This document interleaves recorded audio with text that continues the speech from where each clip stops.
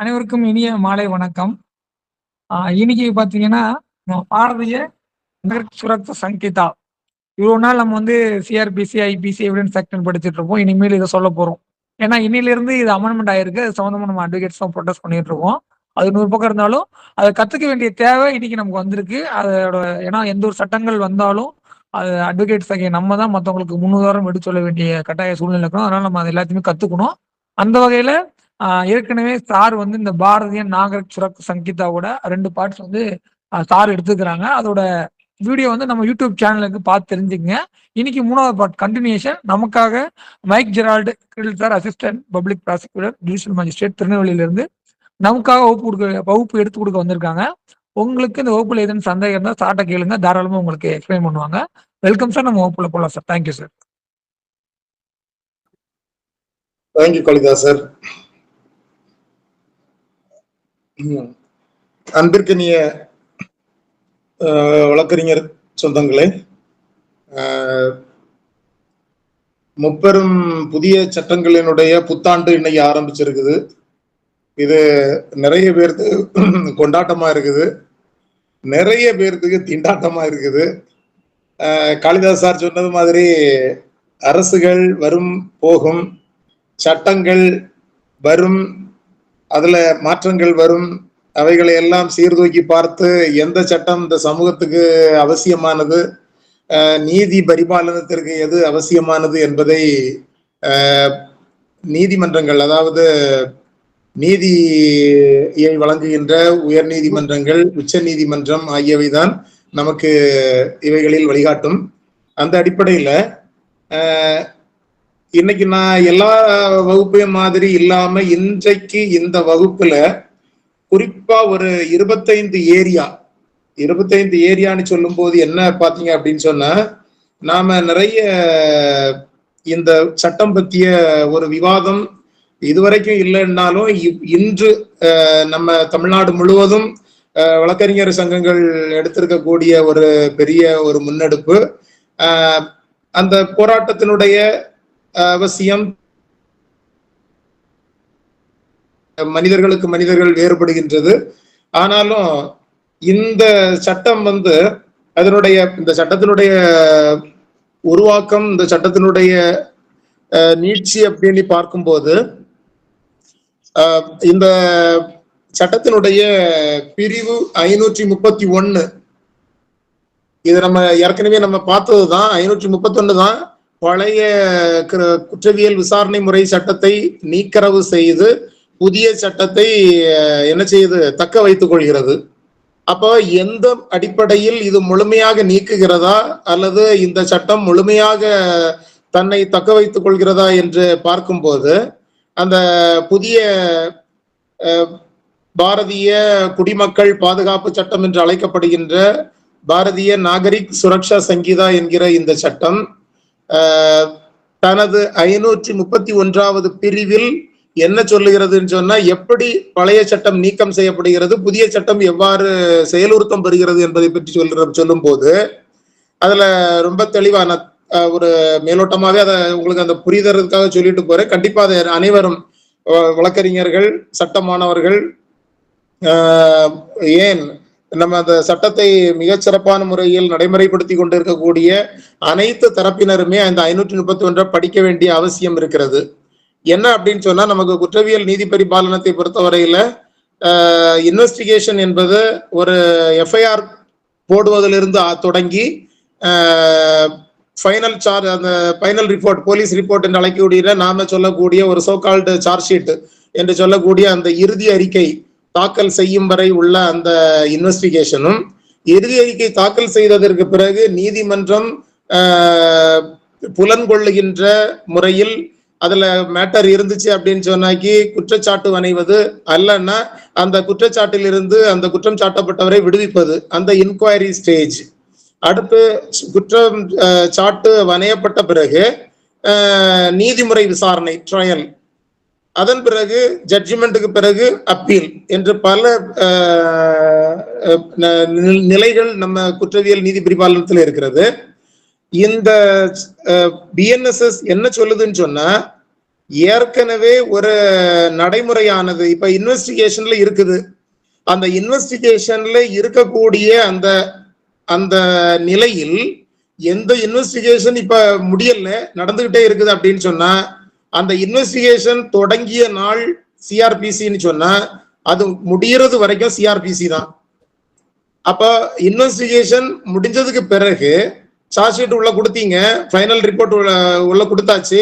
இந்த போலீஸ் ரிப்போர்ட்டின் பேர்ல நீதிமன்றம் காக்னைசன்ஸ் எடுத்து சார்ஜ் ஃப்ரேம் பண்றது வரைக்கும் கூடிய இன்கொயரி ஸ்டேஜ் வந்து ஏற்கனவே இன்வெஸ்டிகேஷன் சிஆர்பிசியில இருந்துச்சு அப்படின்னா முடிஞ்சதுக்கு பிறகு இன்கொயரி வந்து என்ன செய்யும், பிஎன்எஸ்எஸ்ல ஆரம்பிக்கும்.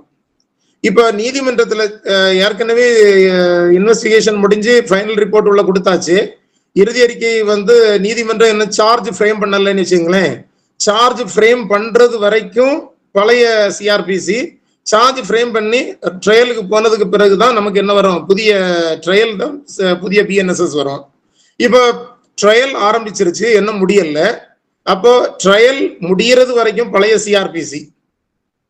ட்ரையலுக்கு பிறகு ஜட்ஜ்மெண்ட் ஆன பிறகு அதுல எழக்கூடிய மேல்முறையீடுகள் எல்லாம் அதுக்கு பிறகு பாத்தீங்க அப்படின்னா இப்ப மேல்முறையீடு இருந்துகிட்டு இருக்குது. ஏற்கனவே பழைய மேல்முறையீடு எண்ணிடப்பட்டு அது விசாரணைக்காக இருக்குதுன்னு வச்சுங்களேன்.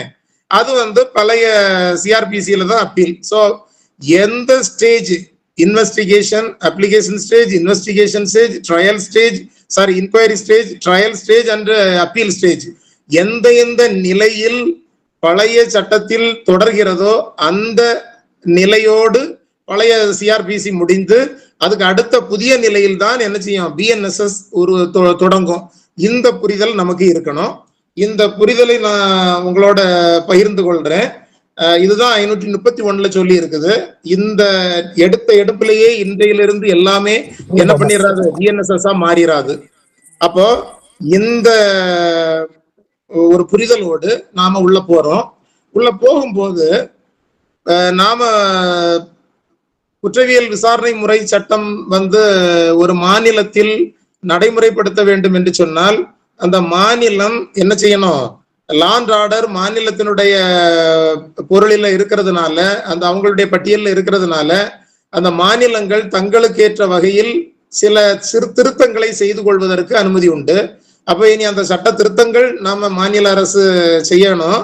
இப்ப அந்த சட்ட திருத்தங்கள் மாநில அரசு செய்ய வேண்டும் என்பதை தாண்டி இந்த சட்டமே மாநில அரசு அல்லது யூனியன் டெரிட்டரி என்று அழைக்கின்ற ஒன்றிய ஆட்சி பகுதிகள், மாநில அரசுகளும் ஒன்றிய ஆட்சி பகுதிகளும் ஆட்சி நிலவரைகளும் தங்கள் பகுதியில் இந்த பாரதிய நாகரிக் சுரக்ஷா சங்கீதாவை நடைமுறைப்படுத்தும் போது சில நடைமுறைகளை, சில விதிமுறைகளை உருவாக்கி கொள்ள வேண்டும் என்று சொல்லி இருக்கிறது. அப்ப இந்த பாரதி நாகரிக் சுரக்ஷா சங்கீதா எப்போது முழுமையடையும் என்று சொன்னால், இந்த மத்திய அரசு இயற்றி இருக்கின்ற இந்த சட்டத்தை அந்தந்த மாநில அரசுகள் அல்லது அந்தந்த ஒன்றிய ஆட்சி நிலவரைக்குள் இருக்கின்ற அரசுகள் தங்களது மாநில வசதிக்கு ஏற்றாற் போல் என்ன செய்யணும், விதிகளை உருவாக்கியோ அல்லது வழிமுறைகளை உருவாக்கியோ அல்லது சட்ட திருத்தங்களை மேற்கொண்டோ இவைகளை நடைமுறைப்படுத்த வேண்டும் என்று சொல்லுகிறது. அப்படி பார்க்கும்போது ஒரு 25 பகுதிகள் நேரடியாக ஒவ்வொரு மாநில அரசுகளும் செயல்படுத்த வேண்டும் என்று சொல்லுகிறது. அவைகளை நாம இன்றைய வகுப்புல அந்த பகுதிகள் என்ன, மத்திய அரசு இயற்றிய சட்டத்தின் அடிப்படையில் மாநில அரசுகளும் ஒன்றிய ஆட்சி பகுதியிலும் என்னென்ன விதிமுறைகளை உருவாக்கி இந்த சட்டத்தை நடைமுறைப்படுத்த வேண்டும் என்று சொல்லி இருக்கிறார்கள் என்பதை இந்த வகுப்புல நம்ம பார்க்க இருக்கிறோம். அதன் அடிப்படையில முதல் சப்ஜெக்டா நான் என்ன எடுக்கிறேன் அப்படின்னு சொன்னா, செக்ஷன் 2 சப்செக்ஷன் 1A, இதுல வந்து ஆடியோ வீடியோ எலக்ட்ரானிக் மீன்ஸ் என்கிற ஒரு வார்த்தையை பயன்படுத்தி இருக்கிறாங்க. அந்த ஆடியோ வீடியோ எலக்ட்ரானிக் மீன்ஸ் அந்த வார்த்தை என்றால் அதனுடைய பொருள் என்ன என்று நமக்கு அதுல ரொம்ப கவனமாக இதுல சொல்லப்பட்டிருக்கிறது. அதுல என்ன சொல்லியிருக்கிறாங்க அப்படின்னு சொன்னா, ஆடியோ வீடியோ எலக்ட்ரானிக் மீன்ஸ் என்று சொல்லக்கூடியது வந்து shall include use of any communication device for the purpose of video conferencing, recording of process of identification, search and seizure or evidence, transmission of electronic communication, and for such other purposes and by such other means as the state government may by rules provide.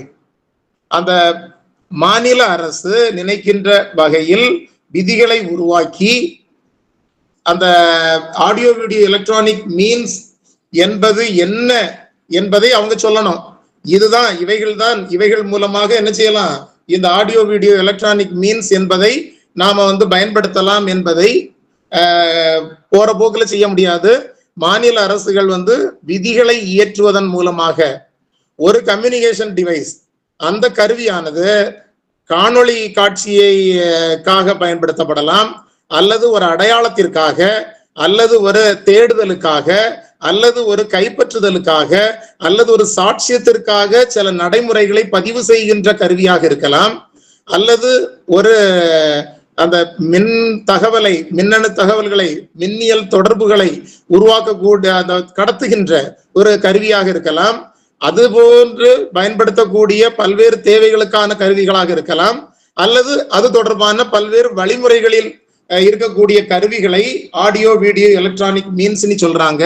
இவை எவை என்பது பற்றி என்ன செய்யணும், மாநில அரசுகள் only rules make பண்ணணும், அல்லது சில சட்டங்களில் இப்ப ஐடி ஆக்ட்ல இருக்கக்கூடியது மாதிரி எதுலையாவது என்ன செய்யணும்னு சொன்னா அதுல சட்ட திருத்தங்களை உருவாக்குவதன் மூலம் இவைகள் தான் ஆடியோ வீடியோ எலக்ட்ரானிக் மீன்ஸ் என்பதை சொல்ல வேண்டும்.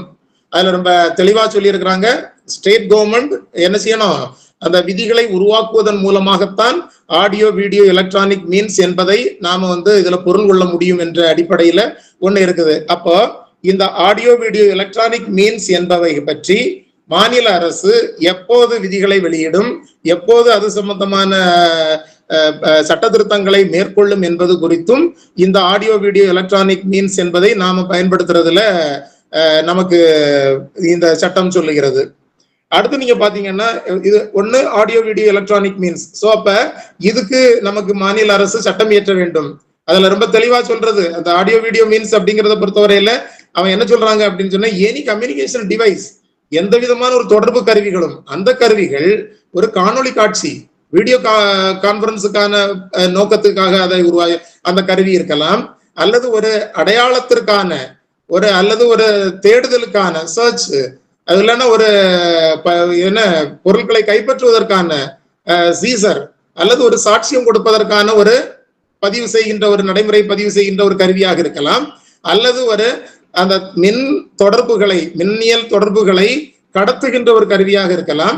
இது போன்ற தேவைகளுக்கு பயன்படுத்தக்கூடிய கருவிகளாக இருக்கலாம், அல்லது இதே போன்ற கருவிகளுக்கு பயன்படுத்தக்கூடிய வேறு வழிகளான கருவிகளாக கூட இருக்கலாம்னு சொல்லிட்டாங்க. ஆனா இவைகள் எவைகள் என்பதை குறித்து சொல்வதற்கு நமது மாநில அரசுகள் என்ன செய்யணும், விதிகளை இயற்ற வேண்டும் என்று சொல்லி இருக்கிறாங்க. அப்போ இந்த இதுவரையிலும் என்ன செய்யல, விதிகள் இயற்றப்படவில்லை. இவைகள் இயற்றப்படும் போதுதான் இந்த ஆடியோ வீடியோ எலக்ட்ரானிக் மீன்ஸினுடைய பயன்பாடை நாம என்ன செய்ய முடியும், முழுமையாக பயன்படுத்த முடியும். அடுத்து பாத்தீங்க அப்படின்னு சொன்னா பிரிவு 20, பிரிவு புதிய பாரதிய நாகரிக் சுரக்ஷா சங்கீதாவினுடைய 20வது பிரிவு பழைய குற்றவியல் விசாரணை முறை சட்டத்தினுடைய பிரிவு 25A. அதுல என்னன்னா எஸ்டாப்ளிஷ்மெண்ட் ஆஃப் டிஓபி, அதாவது டைரக்டரேட் ஆஃப் ப்ராசிக்யூஷன். ஒவ்வொரு மாநிலத்திலும் என்ன செய்வாங்க அப்படின்னு சொன்னா, குற்ற தொடர்பு துறைக்காக ஒரு மாநில இயக்குநரகம் இருக்க வேண்டும். அந்த மாநில இயக்குநரகம் மாநில அளவில் இருந்து என்ன செய்யும், இந்த குற்ற தொடர்பு, அதாவது குற்றவியல் நீதி பரிபாலனத்தில் ப்ராசிக்யூஷன் சைடுல, அதாவது விக்டிம் சைடு, இந்த இவைகளுக்காக என்ன செய்யணும் அப்படிங்கறத பத்தி அவங்க இது பண்ணுவாங்க. புதிய இதுல என்ன செஞ்சிருக்கிறாங்க அப்படின்னு சொன்னா, சில புதிய என்ன ப்ரொவிஷன்ஸை உள்ள கொண்டு வந்திருக்கிறாங்க. அதுல என்ன பண்றாங்க அப்படின்னு சொன்னா, மாநில அளவுல ஒரு டிஓபி, ரீஜன் அளவுல டிடி, மாவட்ட அளவுல ஏடி, அசிஸ்டன்ட் டைரக்டர். அப்ப இதுல இதுக்கு முன்னால இந்த டிஓபி, டிடி, ஏடி எல்லாருமே என்ன பண்ணுவாங்க அப்படின்னு சொன்னா, டிஎன்பிஎஸ்சி அப்பாயின்மெண்ட்ல வரக்கூடிய அந்த கேடர் ப்ராசிக்யூட்டர்ஸ்ல இருந்து எடுப்பாங்க. இப்போது அதுல என்ன சொல்லியிருக்கிறாங்க அப்படின்னு சொன்னா, அந்த டிஓபி வந்து மாநில அளவில் இருக்கக்கூடிய ஒரு அலுவலர், அவங்க 10 ஆண்டுகளுக்கு மேற்பட்டு ஆயுள் தண்டனை, என்ன கேபிட்டல் பனிஷ்மெண்ட், மரண தண்டனை போன்ற வழக்குகளை அவங்க என்ன செய்வாங்க, கண்காணிப்பார்கள். அதே போல வந்து டிடியினுடைய ரோல் என்ன அப்படின்னா 10 ஆண்டுகளுக்கு குறைவாகவும் 7 ஆண்டுகளுக்கு மேற்பட்டும் இருக்கக்கூடிய அந்த வழக்குகளினுடைய போக்கை வந்து அவங்க என்ன செய்வாங்க, கண்காணித்து அதனை இது பண்ணுவாங்க.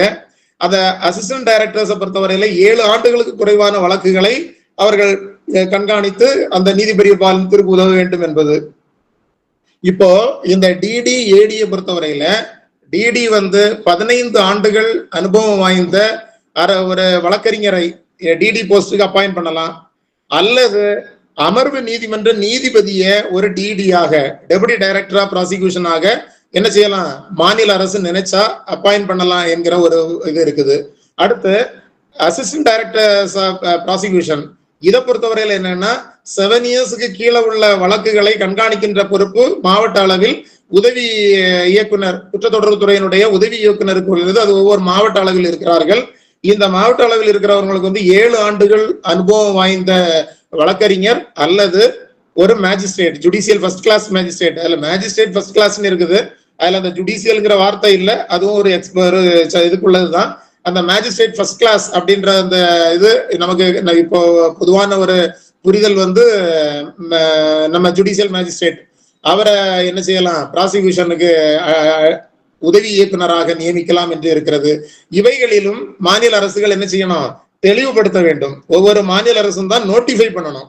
அந்த ஸ்டேட் கவர்மெண்ட் வந்து அறிவிக்கை வெளியிடுவதன் மூலமாக இந்த எஸ்டாப்ளிஷ்மெண்ட் ஆஃப் டிஓபி அண்ட் அவங்க டிடிஸ் அண்ட் ஏடிஸ் குறித்த இதுகள்ல நமக்கு வந்து இந்த சட்டத்துல ஒரு பெரிய தெளிவு இருக்குது. இது குறித்த ஒரு அறிவிக்கை, அத எலக்ட்ரானிக் ஆடியோ வீடியோ எலக்ட்ரானிக் மீன்ஸுக்கு வந்து ரூல்ஸ் ஃப்ரேம் பண்றதுக்கு சொல்றாங்க. இதுல வந்து நோட்டிபிகேஷன் என்கிற அந்த வார்த்தையை பயன்படுத்தி இருக்கிறாங்க. உரிய அறிவிக்கையை செய்வதன் மூலமாக இதை செய்ய வேண்டும். சோ இதுல என்ன அரசு நம்ம தமிழ்நாடு அரசு இதுல என்ன செய்ய போகிறது என்பதை பற்றி இனிதான் நமக்கு வந்து தெரியணும். சோ இந்த இடம் வந்து நம்ம ரொம்ப கவனமா அரசு செய்ய வேண்டிய இடத்துல இருக்கிறது. அடுத்து நீங்க பாத்தீங்க அப்படின்னு சொன்னா பிரிவு, புதிய பிஎன்எஸ்எஸ் பிரிவு 37 என்னன்னா டெசிக்னேட்டட் போலீஸ் ஆபீசர் என்கிற ஒரு வார்த்தையை பயன்படுத்துறாங்க. இது ஏற்கனவே இருக்கக்கூடிய 41C, நமக்கு சிஆர்பிசி 41Cல வந்து இருக்குது. 37 என்ன சொல்லுது அப்படின்னு பாத்தீங்க அப்படின்னு சொன்னா ஒவ்வொரு பகுதியிலும் ஒவ்வொரு மாநில அளவுல நமக்கு கண்ட்ரோல் ரூம் உண்டு, மாவட்ட அளவிலும் கண்ட்ரோல் ரூம் உண்டு. இப்ப புதிய சட்டம் என்ன சொல்கிறது என்று சொன்னால் ஒவ்வொரு போலீஸ் ஸ்டேஷன் காவல் நிலைய அளவில் என்ன இருக்கணும், அந்த அரெஸ்ட் பண்றவங்க பாருங்க, யார இந்த போலீஸ் ஸ்டேஷன்ல கடைசியாக இல்லைன்னா இந்த போலீஸ் ஸ்டேஷன்ல எத்தனை பேர் இது வரைக்கும் அரெஸ்ட் பண்ணியிருக்கிறாங்க என்கிற பற்றிய தகவல் இருக்கணும். அந்த இதுக்கு முன்னால நமக்கு பழைய சட்டம் 41Cல வந்து ஸ்டேட் லெவல்லையும் மாவட்ட அளவிலையும் மட்டும்தான் கண்ட்ரோல் ரூம்ல தான் என்ன செய்யும் அந்த விவரம் இருக்கும். இப்போ புதிதாக ஒவ்வொரு காவல் நிலையத்திலும் என்ன பண்ணணும், இந்த அந்த என்ன அரெஸ்ட் பண்ண பர்சன்ஸ் அவன் யாரு, அவனுக்கு ஊர் என்ன, அவனுடைய விவரம் என்ன, அவன் எந்த ஊருக்காரன், எந்த பகுதியை சேர்ந்தவன், அவனுடைய முழு விவரம், எந்த வழக்கில் அவர் கைது செய்யப்பட்டிருக்கிறார், என்னென்ன குற்றங்கள் அவர் மீது சாட்டப்பட்டிருக்கின்றன, தற்போது அவர் என்ன நிலையில இருக்கிறார், எங்க இருக்கிறார் என்பதை பற்றிய தகவல்களை என்ன செய்யணும், ஒவ்வொரு காவல் நிலையத்திலும் என்ன செய்யணும்னா ஒரு அதுக்கான ஒரு பொறுப்பு அலுவலர். பிஎன்எஸ்எஸ் என்ன சொல்லுது அப்படின்னு பாத்தீங்க அப்படின்னா not below the rank of assistant sub inspector அப்படின்னு சொல்றாங்க. அசிஸ்டன்ட் சப் இன்ஸ்பெக்டர் அப்படிங்கிறது வந்து தமிழ்நாட்டுல கிடையாது. அப்போ இந்த அசிஸ்டன்ட் சப் இன்ஸ்பெக்டர் அப்படிங்கிறது வந்து இங்க யாரு கிரேட் 1 லெவலா அல்லது ஹெட் கான்ஸ்டபிள் லெவலா இல்லைன்னா எஸ்எஸ்ஐ லெவலா என்பதை அரசு என்ன செய்யணும், அதை ஒவ்வொரு இதையும் வந்து டெசிக்னேட் பண்ணணும். அந்த ஆபீசர் வந்து தான் அவர் தான் யாரு, அரெஸ்ட் பர்சன்ஸ்க்கான இன்சார்ஜ். அவர் தான் அந்த அரெஸ்ட் ரிலேட்டடான பர்டிகுலர்ஸ், அரெஸ்ட் ரிலேட்டடான அவங்களுடைய எல்லா விவரங்களும் அவர்கிட்ட தான் இருக்கும். அப்ப இந்த அடிப்படையில யாரை அந்த ஏஎஸ்ஐ என்கிற not below the rank of ASI என்பது தமிழ்நாட்டில் யார் என்பதை என்ன செய்யணும், நம்ம மாநில அரசு தான் முடிவு செய்யணும். அதுக்கு பிறகு இந்த ஒவ்வொரு மாநில அரசினுடைய கட்டுப்பாட்டறை இருக்கலாம், மாவட்ட கட்டுப்பாட்டறை. இப்ப ஒவ்வொரு காவல் நிலைய அளவிலும் என்ன செய்யணும்னு இருக்கிறாங்க, ஒரு டிஜிட்டல் டிஸ்பிளே இருக்கணும். சோ அப்ப அந்த டிஜிட்டல் டிஸ்பிளே எப்படி எதுல அமையும், அதுல என்னென்ன தகவல்கள் வரும், அதுல என்னென்ன விவரங்களை உருவாக்க வேண்டும், மாநிலம் முழுவதும் இருக்கக்கூடிய அனைத்து காவல் நிலையங்களிலும் இந்த டிஸ்பிளேஸ் எவ்வளவு நாளைக்குள்ளால அமைப்பாங்க, இதுல எவ்வளவு நாளைக்குள்ளால அந்த போலீஸ் ஸ்டேஷன்ல அந்த டிஸ்பிளே செயல்பட தொடங்கும், ஒருவேளை அந்த டிஸ்பிளே செயல்படலைன்னா இல்லைன்னா அதுல என்னென்ன அதுக்கான லைபிலிட்டிஸ் என்ன, ரெஸ்பான்சிபிலிட்டி என்ன என்பதை பற்றி எல்லாம் அதுல முடிவு பண்ண வேண்டிய ஒரு அவசியம் இருக்கிறது. ஸோ அப்ப section 2 subsection 1A audio video electronic மீன்ஸ்ல அரசு ரூல்ஸ் ஃப்ரேம் பண்ண வேண்டி இருக்குது.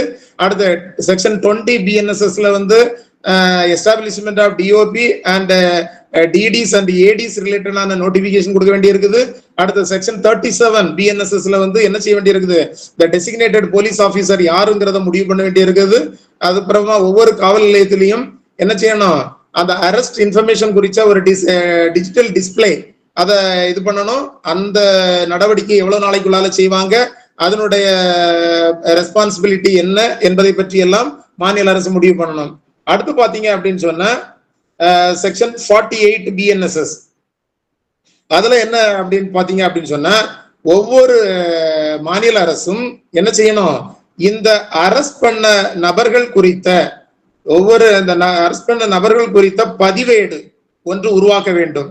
அந்த பதிவேடு என்ன வகையில இருக்கணும், எந்த மாதிரி இருக்கணும், அந்த பதிவேட்டினுடைய தன்மை என்ன, அதை எதற்கெல்லாம் பயன்படுத்த முடியும் என்பது குறித்த தெளிவை அரசு விதி உருவாக்கி ரூல்ஸ் மேக் பண்ணி என்ன செய்யணும், ஒவ்வொரு மாநில அரசுகளும் விதிகளை உருவாக்கி அந்த அரெஸ்ட் ரிலேட்டடான அந்த இன்ஃபர்மேஷன் ஆஃப் அந்த அரெஸ்ட் ரிலேட்டடான அந்த புத்தகத்தை எப்படி பயன்படுத்த முடியும், அதுல ரைட் டு இன்ஃபர்மேஷனுக்குள்ளால் அது கொண்டு வர முடியுமா, அது இன்வெஸ்டிகேஷனுக்கு கொண்டு வர முடியுமா, இல்லைன்னா ட்ரையலுக்கு அதை பயன்படுத்த முடியுமா என்பதை பற்றி எல்லாம் என்ன செய்யணும், அவங்க ஒரு முடிவு எடுக்கணும். அதுக்கு ஒரு விதிகளை உருவாக்க வேண்டிய கடமையும் கட்டுப்பாடும் யாருக்கு இருக்கிறதுன்னு சொன்னா மாநில அரசுக்கு இருக்கிறது. அதுக்கு பிறகு பாத்தீங்க அப்படின்னு சொன்னா நிறைய நமக்கு எலக்ட்ரானிக் மீன்ஸ் நமக்கு நிறைய பயன்படுத்துறாங்க. உதாரணமா நமக்கு வந்து எலக்ட்ரானிக் கம்யூனிகேஷன் அப்படின்னு சொல்லக்கூடியது நிறைய நம்ம இதுல பாத்தீங்க அப்படின்னு சொன்னா ஒரு 11 பிரிவுகளுக்கு மேல் புதிய BNSSல வந்து எலக்ட்ரானிக் கம்யூனிகேஷன்ஸ் என்பதை பற்றி சொல்வதற்கான பிரிவுகளாக இருக்கிறது. அதுல முக்கியமாக நாம பார்க்கக்கூடியது வந்து புதிய சட்டத்தினுடைய பிரிவு 64 அந்த சம்மன்ஸ். அப்ப இந்த சம்மன்ஸை பொறுத்தவரையில இதுவரைக்கும் நமக்கு வந்து சம்மன்ஸ் வந்து நேரடியா கொண்டு சர்வ் பண்ணணும். அதுக்கு பிறகுதான் அவங்களை என்ன செய்யணும், கோர்ட்டுக்கு கூட்டிட்டு வரணும். கோர்ட்டுக்கு கொண்டுட்டு வந்த பிறகும் அவங்களுக்கு வந்து என்ன பண்ணணும், அந்த 207 காப்பீஸ் பர்னிஷ் பண்றதுல இருந்து சம்மன்ஸ், வாரண்ட், அதுக்கு பிறகு கொஸ்டினிங், தென் அந்த இது கடைசி நாள் அந்த அப்பியரன்ஸ், ட்ரையல், இன்கொயரி ஸ்டேஜ்ல எல்லாம் நிறைய நமக்கு என்ன இருக்குது, அவங்க அப்பியரன்ஸ் இருக்குது. நிறைய இடங்கள்ல இப்ப என்ன பண்ணிட்டாங்க அப்படின்னா இந்த எலக்ட்ரானிக் கம்யூனிகேஷன் மூலமாக அந்த நீதிமன்ற நடவடிக்கைகளில் கலந்து கொள்ளலாம் என்கிற இதுல இது பண்ணியிருக்கிறாங்க. அதுல முக்கியமாக சம்மன்ஸ் ரொம்ப முக்கியம். அப்ப அந்த சம்மன்ஸை பொறுத்தவரையில என்ன செய்யணும்னா ஒவ்வொரு மாநில அரசுகளும் இப்ப என்ன செய்யலாம், சம்மன்ஸையோ ஒரு எல்லாத்தையுமே எலக்ட்ரானிக் மீன்ஸ்ல அவங்களுக்கு சப்ளை பண்ணலாம். சரி, இந்த ஆளுக்கு சம்மன்ஸ் கொடுத்துருக்கிறோம், இல்லைன்னா 207 காப்பி சர்வ் பண்ணியிருக்கிறோம் என்பதை பற்றியெல்லாம் இவங்களுக்கு வந்து எப்படி நாம வந்து என்ன செய்ய போறோம் இருக்கோம் அப்படிங்கிறதுக்கான ஒரு இதை கண்டுபிடிக்கிறதுக்கு என்ன செய்யறோம் அப்படின்னு சொன்னா புத்தகங்கள், அதுக்கான ரெக்கார்ட்ஸ் வந்து மெயின்டைன் பண்ணணும். அதுல என்ன இருக்கணும் அப்படின்னு சொன்னா நமக்கு அவங்களுடைய அட்ரஸ் இருக்கலாம், இமெயில் ஐடி இருக்கலாம், அவங்களுடைய WhatsApp or Telegram or government எந்த வகையில் ஒரு எண் இருக்க வேண்டும், அது வாட்ஸ்அப்பா இல்லைன்னா இன்ஸ்டாகிராமா இல்லைன்னா ஃபேஸ்புக்கா இல்ல லிங்க்டின்னா இல்ல டெலிகிராமா, எந்த இதுல எதை பயன்படுத்த போறோம் ஒரு கம்யூனிகேஷனுக்காக என்பதன் அடிப்படையில அந்த விவரங்களை எல்லாம் வாங்கி வைத்து அவர்களுக்கு இந்த தகவல்கள் அனுப்பப்பட்டிருக்கின்றன. ஏன்னா நமக்கு வந்து எலக்ட்ரானிக் மீன்ஸ்ல நாம அனுப்பக்கூடியது இங்க ஒருத்தருக்கு அனுப்பினதாட்டு காட்டும் அவங்களுக்கு. சோ அவைகளை சரி பண்ணுவதற்கு என்னென்ன வழிமுறைகளை உருவாக்க வேண்டும், அவைகளுக்கு என்னென்ன நடைமுறைகளை நாம் கையாள வேண்டும் என்பது குறித்த விதிகளை உருவாக்க வேண்டும். அதற்காக ஒவ்வொரு காவல் நிலையமும் ஒவ்வொரு நீதிமன்றமும் என்ன செய்யணும், தனித்தனியாக பதிவேடுகளை பராமரிக்க வேண்டும். அந்த பதிவேடுகளுக்கான பொறுப்பாளர்களையும் உருவாக்க வேண்டும். இந்த அடிப்படையில அந்த சம்மன் பண்றதுக்கான டீடைல் குறித்தது, அதே போல அந்த சம்மனிங் டீடைலும் அதே போல சர்வீஸ் டீடைலும் இவைகளே இருக்கணும். அந்த சர்வீஸ் டீடைல் கொடுக்கும் போது சம்மன்ஸ்ல என்ன சொல்றாங்க அப்படின்னா இமேஜ் ஆஃப் கோர்ட் சீல் அப்படின்னு சொல்லி இருக்கிறாங்க. செக்ஷன் 64 BNSSல வந்து அந்த சம்மன்ஸ்ல வந்து கோர்ட் இமேஜ் இருக்கும், அந்த சீல் இருக்கும். அப்ப அந்த கோர்ட் இமேஜ்ங்கிறது அந்த சீல் எப்படி இருக்கணும் என்பதை பற்றி எல்லாம் என்ன செய்யணும், அந்த எலக்ட்ரானிக் கம்யூனிகேஷன் மூலமாக அனுப்பக்கூடிய இந்த சம்மன்ஸ்ல அந்த கோர்ட் சீல் இமேஜ் எந்த அளவு இருக்க வேண்டும் என்பது குறித்தெல்லாம் மாநில அரசு விதிகளை உருவாக்க வேண்டிய அவசியமும் கடமையும் இருக்கிறது என்று அது சட்டத்திலேயே சொல்லப்பட்டிருக்கிறது. சோ அப்ப இந்த அடிப்படையிலும் நமக்கு வந்து மாநில அரசு விதி உருவாக்க வேண்டி இருக்கிறது. அதுக்கு பிறகு பாத்தீங்க அப்படின்னு சொன்னா 173 BNSS 173 BNSS பொறுத்தவரையில அது என்னது சொல்லுது அப்படின்னு சொன்னா காகனைசபிள் இன்ஃபர்மேஷன் ரிலேட்டடான அந்த மேட்டர். அதுதான் நமக்கு பழைய 154 இப்ப இருக்கக்கூடிய 173. அந்த 173 பொறுத்தவரையில நமக்கு முந்தி எப்படி இருந்துச்சுன்னா by oral or written complaint, இல்லைன்னா அந்த இன்ஃபர்மேஷன் தான் அதுல எஃப்ஐஆருக்கு நம்ம சொல்லியிருப்போம். இப்போ அப்படி இல்லை, கம்யூனிகேஷன் பை இ கம்யூனிகேஷன் அப்படின்ற ஒரு வார்த்தை இருக்குது. இவன் என்ன சொல்லலாம்னு சொன்னா ஒரு எந்த வகையிலாவது ஒரு குரல் வழியாகவோ அல்லது ஒரு இணைய வழியில் ஒரு இமெயில்லையோ இல்லை எதுலையாவது அவன் என்ன செய்யலாம்னு சொன்னா அந்த மின்னணு சாதனங்களை பயன்படுத்தி அந்த இன்ஃபர்மேஷனை காக்னைசபிள் அஃபென்ஸ் ரிலேட்டடான இன்ஃபர்மேஷனை கொடுக்க முடியும்.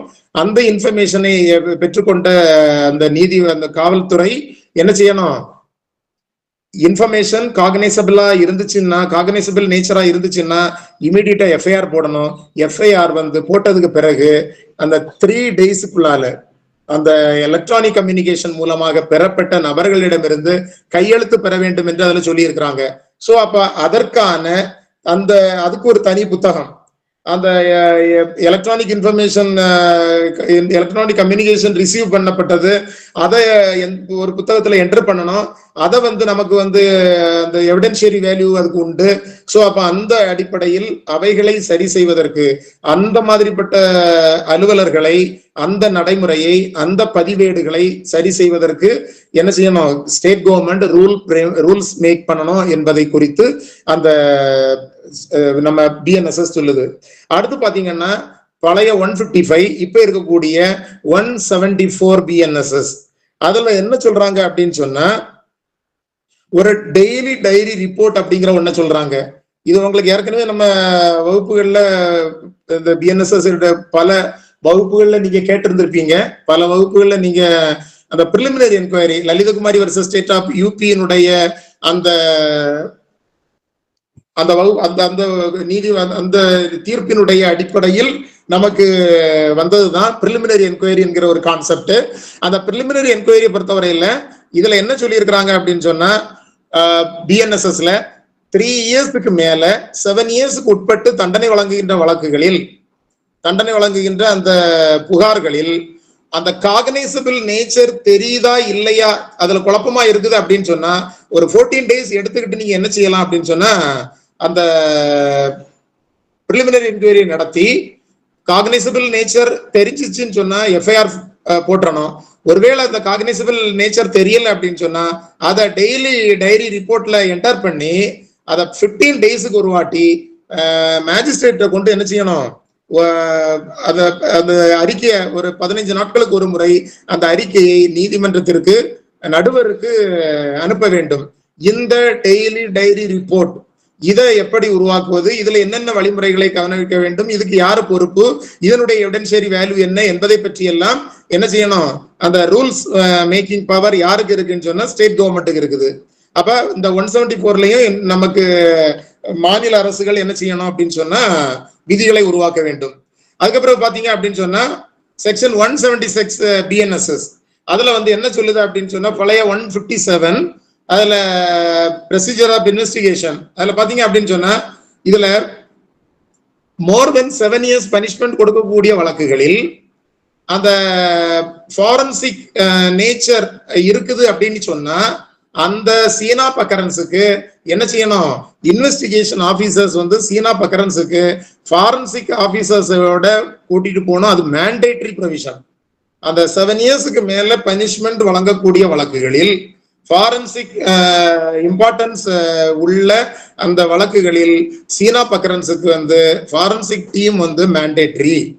இது வந்து என்ன செய்யணும் அப்படின்னு சொன்னா ஒரு 5 ஆண்டுகளுக்குள் அந்த பிரிவிலை சட்டத்திலேயே சொல்லி இருக்கிறாங்க 5 இயர்ஸுக்குள்ளாடி மாநில அரசுகள் என்ன செய்யணும்? யாரு அந்த ஃபாரன்சிக் எக்ஸ்பர்ட்டுக்கு பொறுப்பானவங்க, யார் அதை வந்து வழிநடத்தணும் என்பதை பற்றி எல்லாம் ஒரு அறிவிக்கை செய்து என்ன செய்யணும்? அதை வந்து 5 ஆண்டுகளுக்குள்.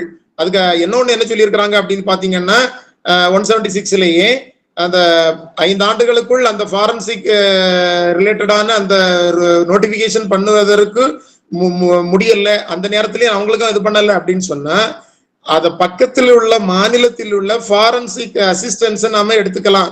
ஃபாரன்சிக் ஃபெசிலிட்டியை வந்து நம்ம என்ன செஞ்சுக்கலாம்? யூட்டிலைஸ் பண்ணிக்கலாம்.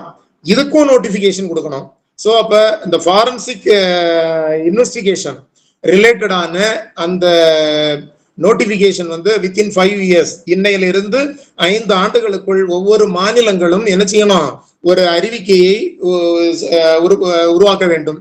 இப்ப பாத்தீங்க அப்படின்னு சொன்னா இப்ப கேரளா மாநிலங்களை ஒட்டி இருக்கக்கூடிய மாவட்டங்கள் வந்து ஒருவேளை இங்க தமிழ்நாட்டுல இல்லை அப்படின்னு சொன்னா கேரளாவினுடைய இது பண்ணணும்னா எப்படி பண்ணணும், என்ன மாதிரி பண்ணணும் என்பதையும், அதே போல கர்நாடகா எல்லையில இருக்கக்கூடியது, ஆந்திரா எல்லையில இருக்கக்கூடியது, அதே போல பாண்டிச்சேரி எல்லைகளில் இருக்கக்கூடிய மாவட்டங்கள் எந்த வகையிலுமே இல்லைன்னா அந்த மாவட்டங்கள் என்ன செய்யணும், இது மாதிரிப்பட்ட சூழ்நிலைகளில் எல்லாம் அந்த ஃபாரன்சிக் இன்வெஸ்டிகேஷன் ரிலேட்டடான நோட்டிபிகேஷன் மாநில அரசுகள் உருவாக்க வேண்டும். அது டைம் லைன் ரொம்ப தெளிவா சொல்லியிருக்கிறாங்க, 5 ஆண்டுகளுக்குள்ளால் உருவாக்க வேண்டும்.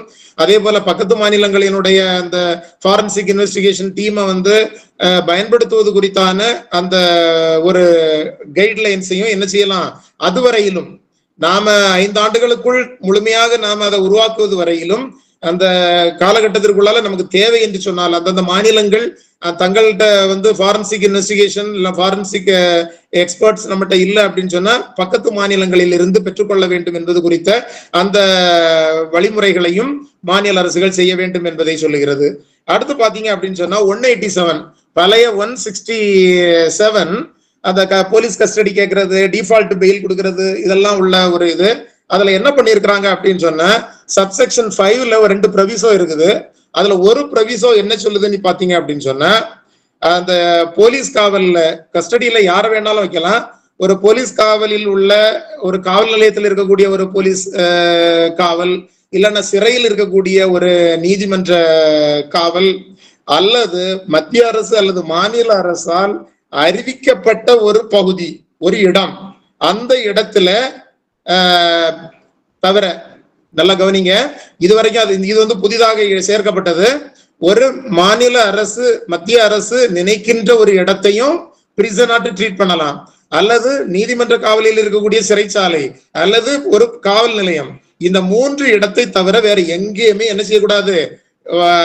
தடுப்பு காவல்ல வைக்கக்கூடாது, காவல்ல வைக்கக்கூடாது அப்படின்ற ஒரு வார்த்தையை அதுல பயன்படுத்தி இருக்கிறாங்க. இந்த மத்திய அரசு மாநில அரசால் சிறைச்சாலையாக அறிவிக்கப்பட்ட ஒரு இடம் அப்படின்னு சொல்றது வந்து பல விவாதங்களுக்கு உட்பட்டது. அப்ப இதுவரைக்கும் அது இல்ல, அந்த இடம் எது என்பதை குறித்து மாநில அரசுகள் என்ன செய்யணும்? ரூல் ஃப்ரேம் பண்ணணும், அதை டிக்ளேர் பண்ணணும். ஒவ்வொரு மாநில அரசும் அல்லது அந்த மத்திய அரசும் அந்த போலீஸ் காவல் நிலையத்துல ஓகே, சிறைச்சாலை ஓகே, அதுக்கப்புறம் மத்திய அரசோ அல்லது மாநில அரசால் சிறைச்சாலையாக அறிவிக்கப்பட்ட place declared as a prison, அந்த இடம் எது, அந்த இடம் எது என்பதை குறித்து முடிவு பண்ணணும். அந்த முடிவு மாநில அரசு எடுக்கணும். அப்படியெல்லாம் ஒரு இடமும் கிடையாது, வெறும் போலீஸ் ஸ்டேஷன் இல்லைன்னா நீதிமன்றம் தான், சிறைச்சாலை தான் அப்படின்னு சொன்னாலும் சொல்லலாம். அதான் அந்த மாநில அரசுகள் அல்லது ஒன்றிய ஆட்சி பகுதிகள் சொல்லணும். சோ அப்ப 187ல இந்த ஒரு வேலையை மாநில அரசுகள் செய்ய வேண்டி இருக்கிறது. அடுத்து பாத்தீங்க அப்படின்னு சொன்னா போலீஸ் ரிப்போர்ட், நம்ம இப்ப இருக்கக்கூடிய 173 இதுக்கு முன்னால இருந்த இப்ப இருக்குன்னு சொல்ல முடியாது, ஏன்னா இன்னைக்கு நமக்கு BNSS வந்துருச்சு. அதனால இதுக்கு முன்னால இருந்த 173 சப்செக்ஷன் 2ல இருந்து நம்ம என்ன செய்வோம்னா போலீஸ் ரிப்போர்ட் ஃபைல் பண்ணுவோம். அந்த போலீஸ் ரிப்போர்ட் ஃபைல் பண்ணும்போது என்ன அப்படின்னு சொன்னீங்கன்னா எலக்ட்ரானிக் கம்யூனிகேஷன் மூலமாகவும் என்ன செய்யலாம், போலீஸ் ரிப்போர்ட்டை வந்து நீதிமன்றத்துக்கு தரலாம்னு சொல்றாங்க. சோ அப்ப அது மாதிரி பண்ணும்போது அந்த அந்த அந்த ரிப்போர்ட்டை வந்து மேஜிஸ்ட்ரேட்டுக்கு ஃபார்வர்ட் பண்ணி அதை வந்து காக்னைசன்ஸ் எடுப்பதற்கான அது என்ன வழிமுறைகள், ஒருவேளை அந்த நேரடியாக கொடுக்காம இப்ப நமக்கு இ ஃபைலிங் இதுக்கு உள்ள இருக்கிறது, இ ஃபைலிங் ப்ராசஸ் இருக்குது, அவைகளில் என்ன செய்யறாங்க அதை எப்படி இது பண்றது என்பதை குறித்த அந்த போலீஸ் ரிப்போர்ட்டை வந்து என்ன செய்யணும், உரிய விதிமுறைகள் உருவாக்குவதன் மூலமாக ஒவ்வொரு நடுவருக்கும் காவல் அறிக்கைகள் அனுப்புவது குறித்த அந்த விதிமுறை உருவாக்க வேண்டும் என்று சொல்றாங்க. அதுக்கப்புறம் பாத்தீங்க அப்படின்னு சொன்னா ஒண்ணு புதிதாக உருவாக்கப்பட்டது 193 உட்பிரிவு 3 துணைப்பிரிவு 2. அதுல என்ன சொல்றாங்க அப்படின்னு சொன்னா நீங்க என்ன வேணாலும் பண்ணிட்டு போங்க, within the period of 90 days அந்த விக்டிம் ஆர் டிஃபெக்டோ கம்ப்ளைனன்ட்டுக்கு என்ன செய்யணும், நீங்க இன்ஃபர்மேஷன் கொடுக்கணும். அந்த இன்ஃபர்மேஷனை வந்து யார் கொடுக்கணும், எப்படி கொடுக்கணும், என்ன வழிமுறைகளில் கொடுக்க வேண்டும் என்பது குறித்து மாநில அரசு விதிகளை இயற்ற வேண்டும். ஏன்னா இதுவரைக்கும் நமக்கு வந்து போலீஸ் ரிப்போர்ட் ஃபைல் ஆச்சா இல்லையா என்பது குறித்து தெரியாது. ஒருவேளை ஏடி பண்ணாலோ என்ன எம்எஃப் பண்ணாலோ என்ன செய்யும், அந்த டிஃபேக்டோ கம்ப்ளைனன்ட்டுக்கு ஒரு நோட்டீஸ் போகும், ஒரு துண்டு நோட்டீஸ் போகும். ஆனா இப்ப ஒரு 90 நாட்களுக்குள் என்ன நடவடிக்கை எடுக்கப்பட்டது என்கிற விவரத்திற்கு என்ன செய்யணும், அவர் போலீஸ் ஆபீசர் வந்து என்ன செய்யணும், என்ன ஆக்ஷன் எடுத்திருக்கு, என்ன நடவடிக்கை எடுக்கப்பட்டிருக்கிறது என்பது குறித்து அந்த வழக்கினுடைய நிலவரம், அதனுடைய போக்கு குறித்து 90 நாட்களுக்குள் அவர்களுக்கு அந்த information to the informant or victim இவங்களுக்கு வந்து கொடுக்கணும்ங்கிறது. அப்ப அந்த இடத்துல யார் கொடுக்கணும், எப்படி கொடுக்கணும், என்ன முறையில் கொடுக்க வேண்டும் என்ற விதிமுறைகளை மாநில அரசு உருவாக்க வேண்டும். டில் டேட் அது நமக்கு இல்லை. அடுத்து பாத்தீங்க அப்படின்னா 193ல சப்ளிமெண்டரி சார்ஜ் ஷீட். அதாவது வந்து நமக்கு மேஜிஸ்ட்ரேட், நமக்கு எல்லாருக்கும் தெரியும் மேஜிஸ்ட்ரேட் வந்து ரீஇன்வெஸ்டிகேஷன் பண்ண முடியாது, ஆனா ஃபர்தர் இன்வெஸ்டிகேஷனுக்கு என்ன செய்யலாம், உத்தரவு கொடுக்க முடியும். அப்ப அந்த ஃபர்தர் இன்வெஸ்டிகேஷன் இதுல நிறைய டைம் லைன்லாம் நமக்கு தந்திருக்கிறாங்க. ஒவ்வொரு டைம் லைனை கூட நம்ம இன்னொரு வகுப்புல கூட நம்ம யோசிக்கலாம். ஒவ்வொரு என்னென்ன முறை 35 ஏரியாஸ் வந்து டைம் லைன் ஃப்ரேம் பண்ணியிருக்கிறாங்க பிஎன்எஸ்எஸ்ல. ஒரு 35 இடங்களில் கால வரையறை, இந்த நேரத்துக்குள்ள, இந்த காலத்திற்குள்ளால, இவ்வளவு நேரத்துக்குள்ளால இந்த காரியத்தை செய்ய வேண்டும் என்று 35 இடங்களில் என்ன சொல்லி இருக்கிறாங்கன்னா அந்த டைம் லைன் ஃப்ரேம் பண்ணியிருக்கிறாங்க. அது இன்னொரு வகுப்புல பண்ணலாம். பட் அதுல ஒண்ணு இதுல என்ன அப்படின்னு சொன்னா சப்ளிமெண்டரி சார்ஜ் ஷீட் என்று சொல்லக்கூடிய ஃபர்தர் இன்வெஸ்டிகேஷன். இந்த ஃபர்தர் இன்வெஸ்டிகேஷன் வந்து என்ன பண்ணலாம், நமக்கு வந்து பெர்மிஷன் வாங்கலாம். ஆனா 90 டேஸ்க்குள்ளால, வித்தின் த 90 days நம்ம என்ன செய்யணும், அந்த ஃபர்தர் இன்வெஸ்டிகேஷனை இது பண்ணணும். கோர்ட் வேணா என்ன பண்ணிக்கலாம்னா அதுல எக்ஸ்டெண்ட் பண்ணிக்கலாம். ஆனா அந்த டைம் ஃப்ரேம் வந்து என்னன்னா 90 days அப்படிங்கறத சொல்லி இது பண்றாங்க. அந்த சப்ளிமெண்டரி சார்ஜ் ஷீட்டும் அந்த ஒருவேளை அந்த 90 நாட்களா இல்லைன்னா 90 நாட்களுக்கு மேல கொடுக்கலாம்னு சொன்னா என்னது என்பது குறித்தான விதிமுறைகளை உருவாக்குவது, அதற்கு மேல அதுக்கு அதனுடைய தகுதி, அதனுடைய அந்த மெயின்டெனபிலிட்டி என்ன, அது குறித்தெல்லாம் ஒரு ரூல்ஸ் உருவாக்க வேண்டி இருக்கிறது என்று சட்டத்தில் சொல்லப்பட்டிருக்கிறது. அடுத்து பாத்தீங்கன்னா செக்ஷன் 329 பிஎன்எஸ்எஸ். அதுல பொறுத்து பாத்தீங்க அப்படின்னு சொன்னா அந்த சாட்சியங்களை பரிசீலனையின் போதும் நீதிமன்ற விசாரணையின் போதும் சில சயின்டிபிக் எக்ஸ்பர்ட் அவங்களுடைய அந்த அவங்களுடைய ரிப்போர்ட்ஸ், அவங்களுடைய சஜஷன்ஸ், அவங்களுடைய அந்த ஒப்பீனியன்ஸ் இவைகளை வந்து என்ன செய்யறது, அவங்க நேரில் வந்துதான் தரணும். இப்ப நமக்கு 293 294ல இருக்கக்கூடிய சில மேட்டர்ஸ் தான் அதுல பேச போறாங்க. அதுல என்ன அப்படின்னு சொன்னா இவங்க வந்துதான் தரணுமா. இப்ப 294ல நம்ம என்ன செய்வோம் அப்படின்னு சொன்னா கன்சர்ன்லயே மார்க் பண்ணிட்டு போயிருவோம். அப்ப அந்த கன்சர்ன்ல மார்க் பண்றதுல இப்ப நமக்கு ஒன்றும் பிரச்சனை கிடையாது. ஆனா சிலவங்க என்ன செய்வாங்க அப்படின்னு சொன்னா டிஸ்பியூட்டட் டாக்குமெண்ட்ஸா இருந்தா மட்டும்தான் இனி அதை வந்து அந்த எக்ஸ்பர்ட்டை கொண்டு வந்து விசாரிக்கணும், மற்றபடி எல்லாம் அதை இது பண்ணிடலாம். அப்ப எந்தெந்த டாக்குமெண்ட்ஸ் எதையெல்லாம் நம்ம டெனை பண்ண முடியாது, எது எதெல்லாம் நாம வந்து அவங்களுடைய சயின்டிபிக் எக்ஸ்பர்ட்னுடைய அந்த டாக்குமெண்ட்டை வந்து நேரடியாக பயன்படுத்த முடியும் என்பதை குறித்தெல்லாம் என்ன செய்யணும், அரசு நோட்டிஃபை பண்ணணும். அங்க ரூல்ஸ் பிரேம் பண்றது ஒண்ணு, இது வந்து அறிவிக்கை செய்ய வேண்டும் என்று சட்டத்துல சொல்லி இருக்கிறது.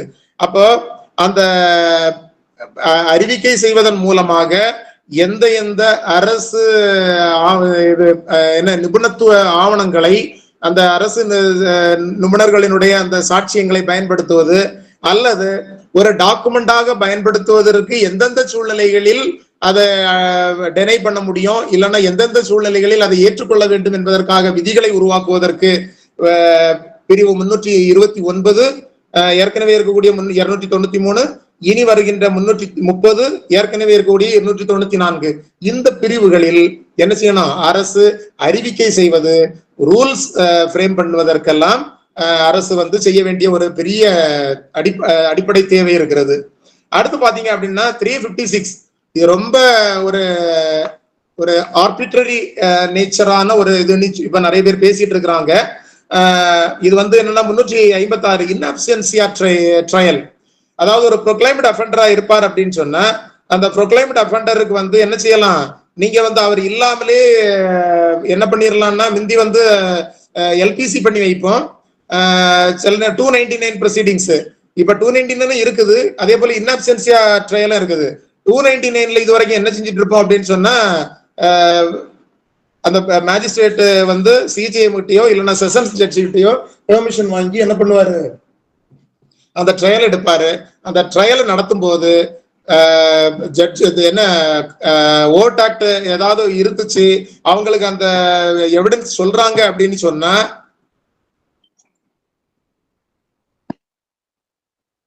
அத்தகைய வழக்குகளில் சொன்னாங்கன்னு சொன்னா அதை எல்பிசி பண்ணி வைப்பாங்க.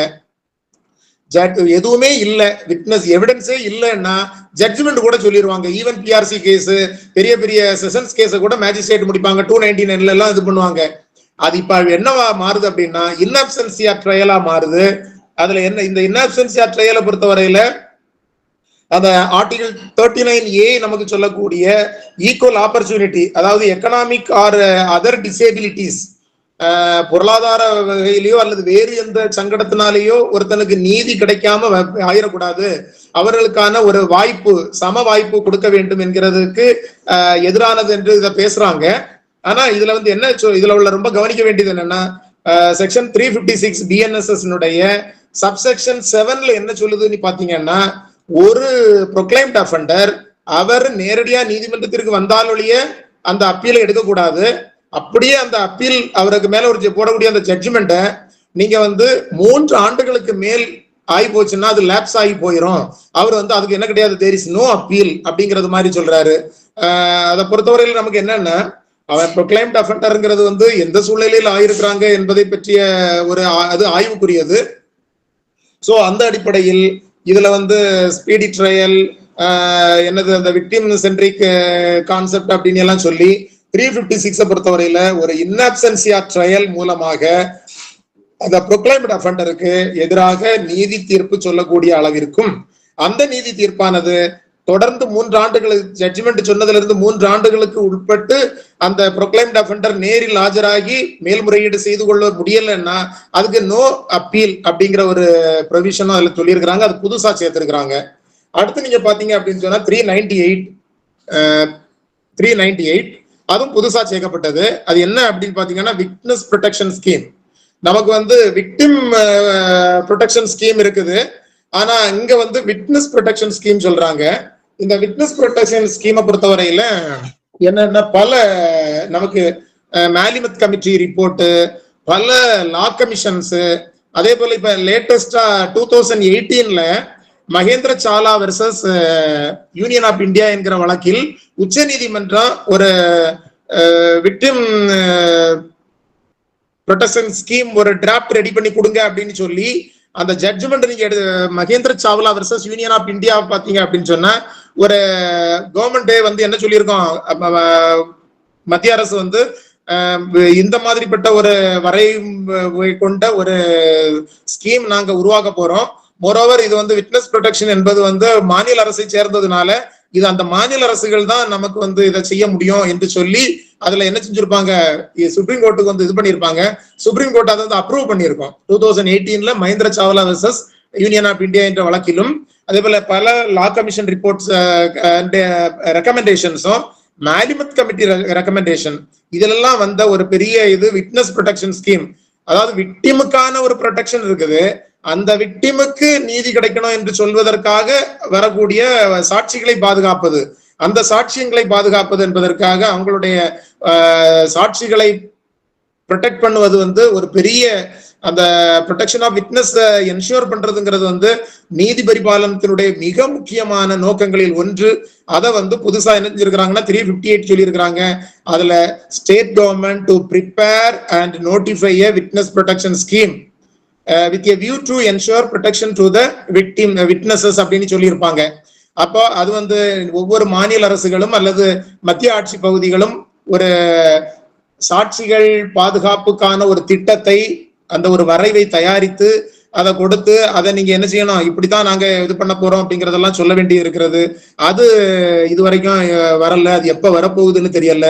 சோ அடுத்து நீங்க பாத்தீங்க அப்படின்னு சொன்னா 472 BNSS அது வந்து மெர்சி பெட்டிஷன்.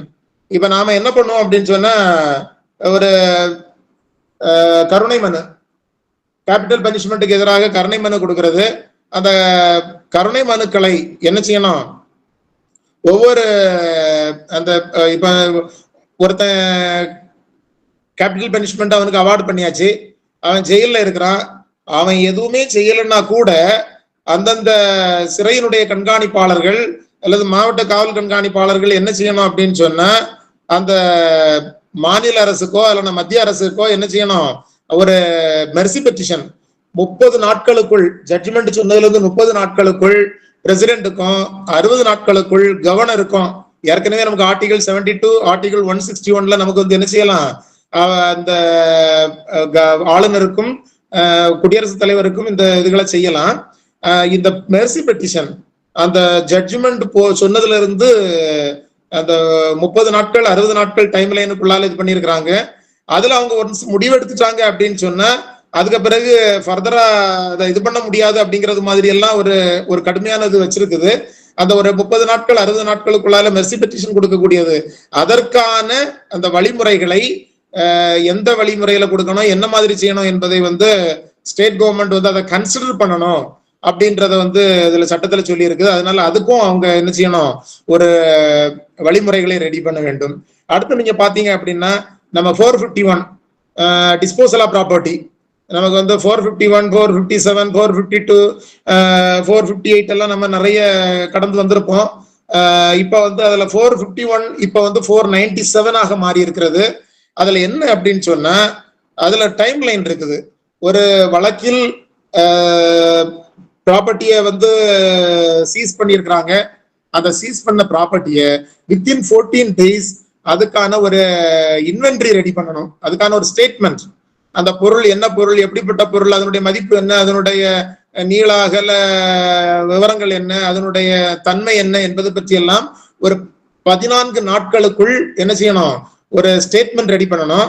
அந்த ஸ்டேட்மெண்ட் ரெடி பண்ண பிறகு ஒரு போட்டோ அல்லது வீடியோகிராஃப் எடுத்து வச்சுக்கணும்.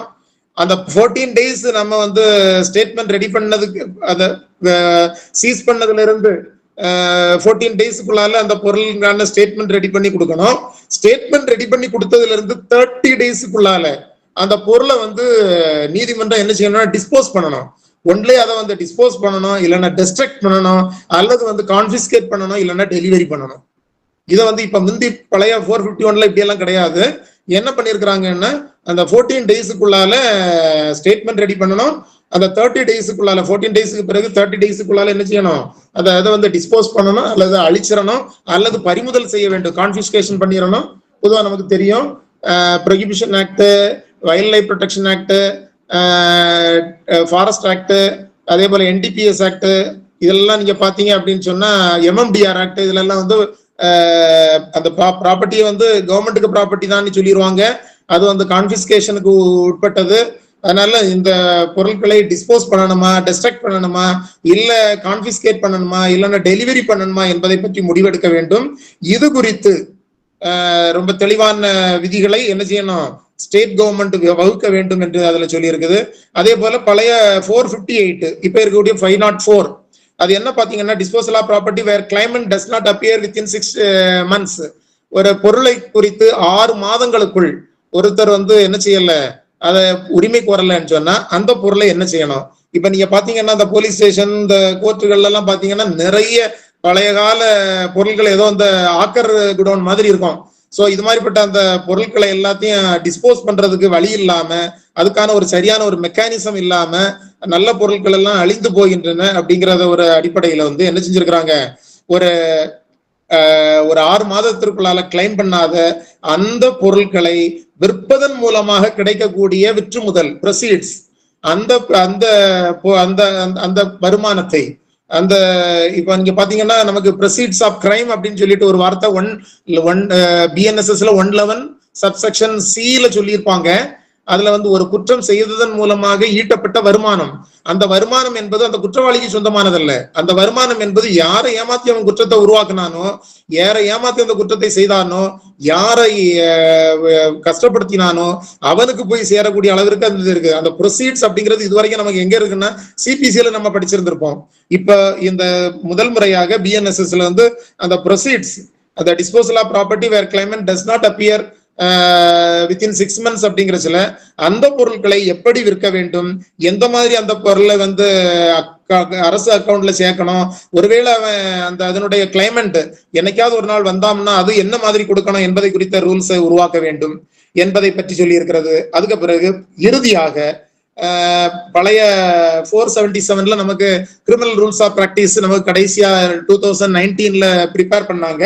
இப்ப இந்த புதிய BNSS-ஐ அடியொற்றி ஒவ்வொரு மாநில அரசுகளும் என்ன செய்யணும், ரூல்ஸ் ஆஃப் பிராக்டிஸ் உருவாக்க வேண்டும் என்று சொல்லி இருக்கிறது.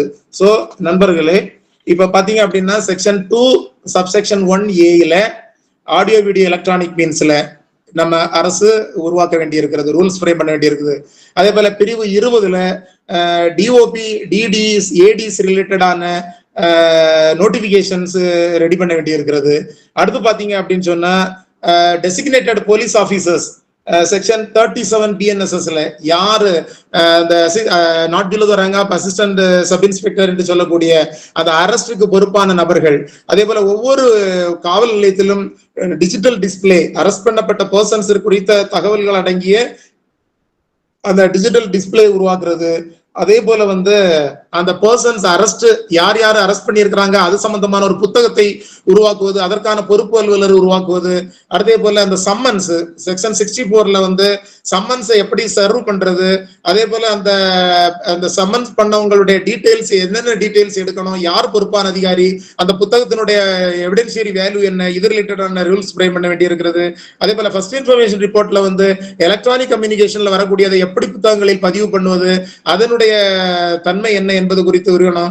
ஒருவேளை நான் காக்னிசபிள் அஃபென்ஸ் ரிலேட்டடான மேட்டர்ஸ் வந்து டெய்லி டைரி ரிப்போர்ட்ல போடும்போது அந்த DDR எப்படி இருக்கணும், 15 டேஸ்க்கு ஒரு வாட்டி அங்க போகக்கூடிய அந்த ரிப்போர்ட் எப்படி இருக்கணும், அதுக்கு பொறுப்பான அலுவலர் யாரு, அது குறித்த இது பண்ணணும். ஃபாரன்சிக் இன்வெஸ்டிகேஷன் அண்டர் செக்ஷன் 176 BNSS-ல வந்து above 7 years பனிஷ்மெண்ட் கொடுக்கக்கூடிய ஃபாரன்சிக் இன்வெஸ்டிகேஷன் இம்பார்ட்டன்ஸ் உள்ள வழக்குகளை எப்படி அதை கை கொள்வது, வித்தின் 5 இயர்ஸுக்குள்ளால ஒவ்வொரு மாநிலமும் தங்களுக்குள் ஒரு நல்ல ஒரு வெல் எஸ்டாப்ளிஷ்டு ஃபாரன்சிக் இன்வெஸ்டிகேஷன் டீமை உருவாக்கணும் என்பதை பற்றியும், அந்த 5 ஆண்டுகளுக்குள் அவர்கள் பக்கத்து மாநிலங்களை எப்படி பயன்படுத்திக் கொள்ளலாம் நம்மகிட்ட இல்லை அப்படின்னு சொன்னா என்பதை குறித்தும், அதே போல 187 BNSS-ல வந்து அந்த மத்திய அரசு அல்லது மாநில அரசு சிறைச்சாலையாக அறிவிக்கப்படுகின்ற இடம், அந்த இடம் என்பது என்னது, அது எங்க இது பண்ணணும், எப்படி இருக்கணும் அது என்பதை குறித்து ஒரு விதி உருவாக்க வேண்டி இருக்கிறது.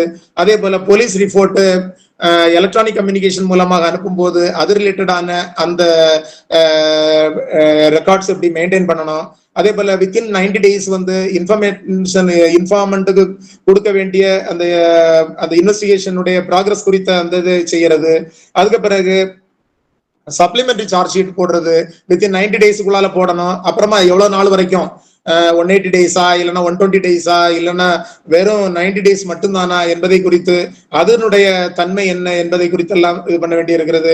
அதே போல சயின்டிபிக் எக்ஸ்பர்ட்ஸினுடைய அந்த ரிப்போர்ட்ஸை வந்து கண்டிப்பா அவங்க நேரடியா வந்து தான் டிபோஸ் பண்ணணுமா, இல்லைன்னா அந்த சர்டிபிகேட்டை நேரடியாவே பயன்படுத்தி கொள்ளலாமா, இல்லைன்னா பயன்படுத்தி கொள்ள எங்கெல்லாம் டிஸ்பியூட் இருக்குதோ அதுகளுக்கு மட்டும் தவிர்த்துட்டு எதுக்கெல்லாம் டிஸ்பியூட் பண்ண முடியும், எதெல்லாம் டிஸ்பியூட் பண்ண முடியாது என்பதை குறித்த அந்த லிஸ்ட், இந்த நோட்டிபிகேஷன் ரெடி பண்ண வேண்டி இருக்கிறது. அதே போல ப்ரொக்ளைம்ட் அஃபெண்டர் குறித்த இன்கொயரி, ட்ரையல் குறித்த அந்த இன்அப்சென்சியா ட்ரையல் ஆர் இன்அப்சென்சியா இன்கொயரி, அதுல இருக்கக்கூடிய 3 இயர்ஸ்க்கு மேல அவர் வரல அப்படின்னா அந்த அப்பீல் இல்லாத அந்த நிலைமை. அதன் பிறகு விட்னஸ் ப்ரொடெக்ஷன் ஸ்கீம் ஒவ்வொரு மாநிலமும் உருவாக்க வேண்டும் என்பது. அதே போல மர்சி பெட்டிஷன், ஜட்ஜ்மெண்ட் டேட்ல இருந்து 30 டேஸ்க்குள்ளால பிரசிடென்ட்டுக்கும் 60 டேஸ்க்குள்ளால கவர்னருக்கும் கொடுக்கக்கூடிய அந்த ப்ரொசீஜர்ஸ் என்ன. அதே போல disposal of property under section 497 அதை வந்து 14 டேஸ்க்குள்ளால ஸ்டேட்மெண்ட் ரெடி பண்றது. அதே போல வித்தின் 14 டேஸ்க்கு பிறகு 30 டேஸ்க்குள்ளால அதை டிஸ்போஸ் பண்றது. டிஸ்போஸ் பண்ணும்போது அதை டெஸ்ட்ரக்ட் பண்ணணுமா, கான்ஃபிஸ்கேட் பண்ணணுமா, அல்லது டெலிவரி பண்ணணுமா என்பதை குறித்த அந்த இது. அதே போல 6 மாதங்களுக்குள் ஒருத்தர் வரல அப்படின்னு சொன்னா அந்த பொருளை எப்படி விற்று முதல் பண்ணணும், அதை பண்ணி அதை எப்படி அரசனுடைய இதுக்கு சேர்க்கணும். இதுக்கு முன்னால வந்து அந்த ரூல்ஸ் ஃப்ரேம் பண்ணணும்னு பழைய 458 சொல்லியிருக்க மாட்டாங்க, ஆனா இதுல தெளிவா சொல்றாங்க. அதே போல பழைய 457 மாதிரி இப்ப 523 இதுல வந்து ஒவ்வொரு மாநில அரசும் இந்த பிஎன்எஸ்எஸ்ஐ மனதில் கொண்டு ஒரு கிரிமினல் ரூல்ஸ் ஆஃப் பிராக்டிஸை ரெடி பண்ணணும் என்பதை எல்லாம் சொல்லுகிறார்கள். இந்த 25 விதமான தகவல்களும் இவைகளில் ஒரு மாநில அரசு அல்லது மத்திய ஆட்சி பகுதி தங்களுக்கு சாதகமாக இல்லைன்னா தங்களுக்கு வசதியாக ஒரு திட்டங்களோ, ஒரு விதிகளையோ அல்லது அறிவிக்கைகளையோ அல்லது ஒரு கைட்லைன்ஸையோ அல்லது ஜிஓக்களையோ உருவாக்கும் போதுதான் இந்த பிஎன்எஸ்எஸ் என்பது முழுமையாக அதனுடைய கோலை அடையும் என்ற அடிப்படையில் இந்த தகவலை உங்களோட நான் இன்னைக்கு பகிர்ந்திருக்கிறேன். இது குறித்து ஏதாவது உங்களுக்கு விளக்கம் வேணும் அப்படின்னு சொன்னா எனக்கு தெரிந்த அளவுல உங்களோட நான் பகிர்ந்து கொள்ள தயாரா இருக்கிறேன். இவ்வளவு நேரம் அமைதியாக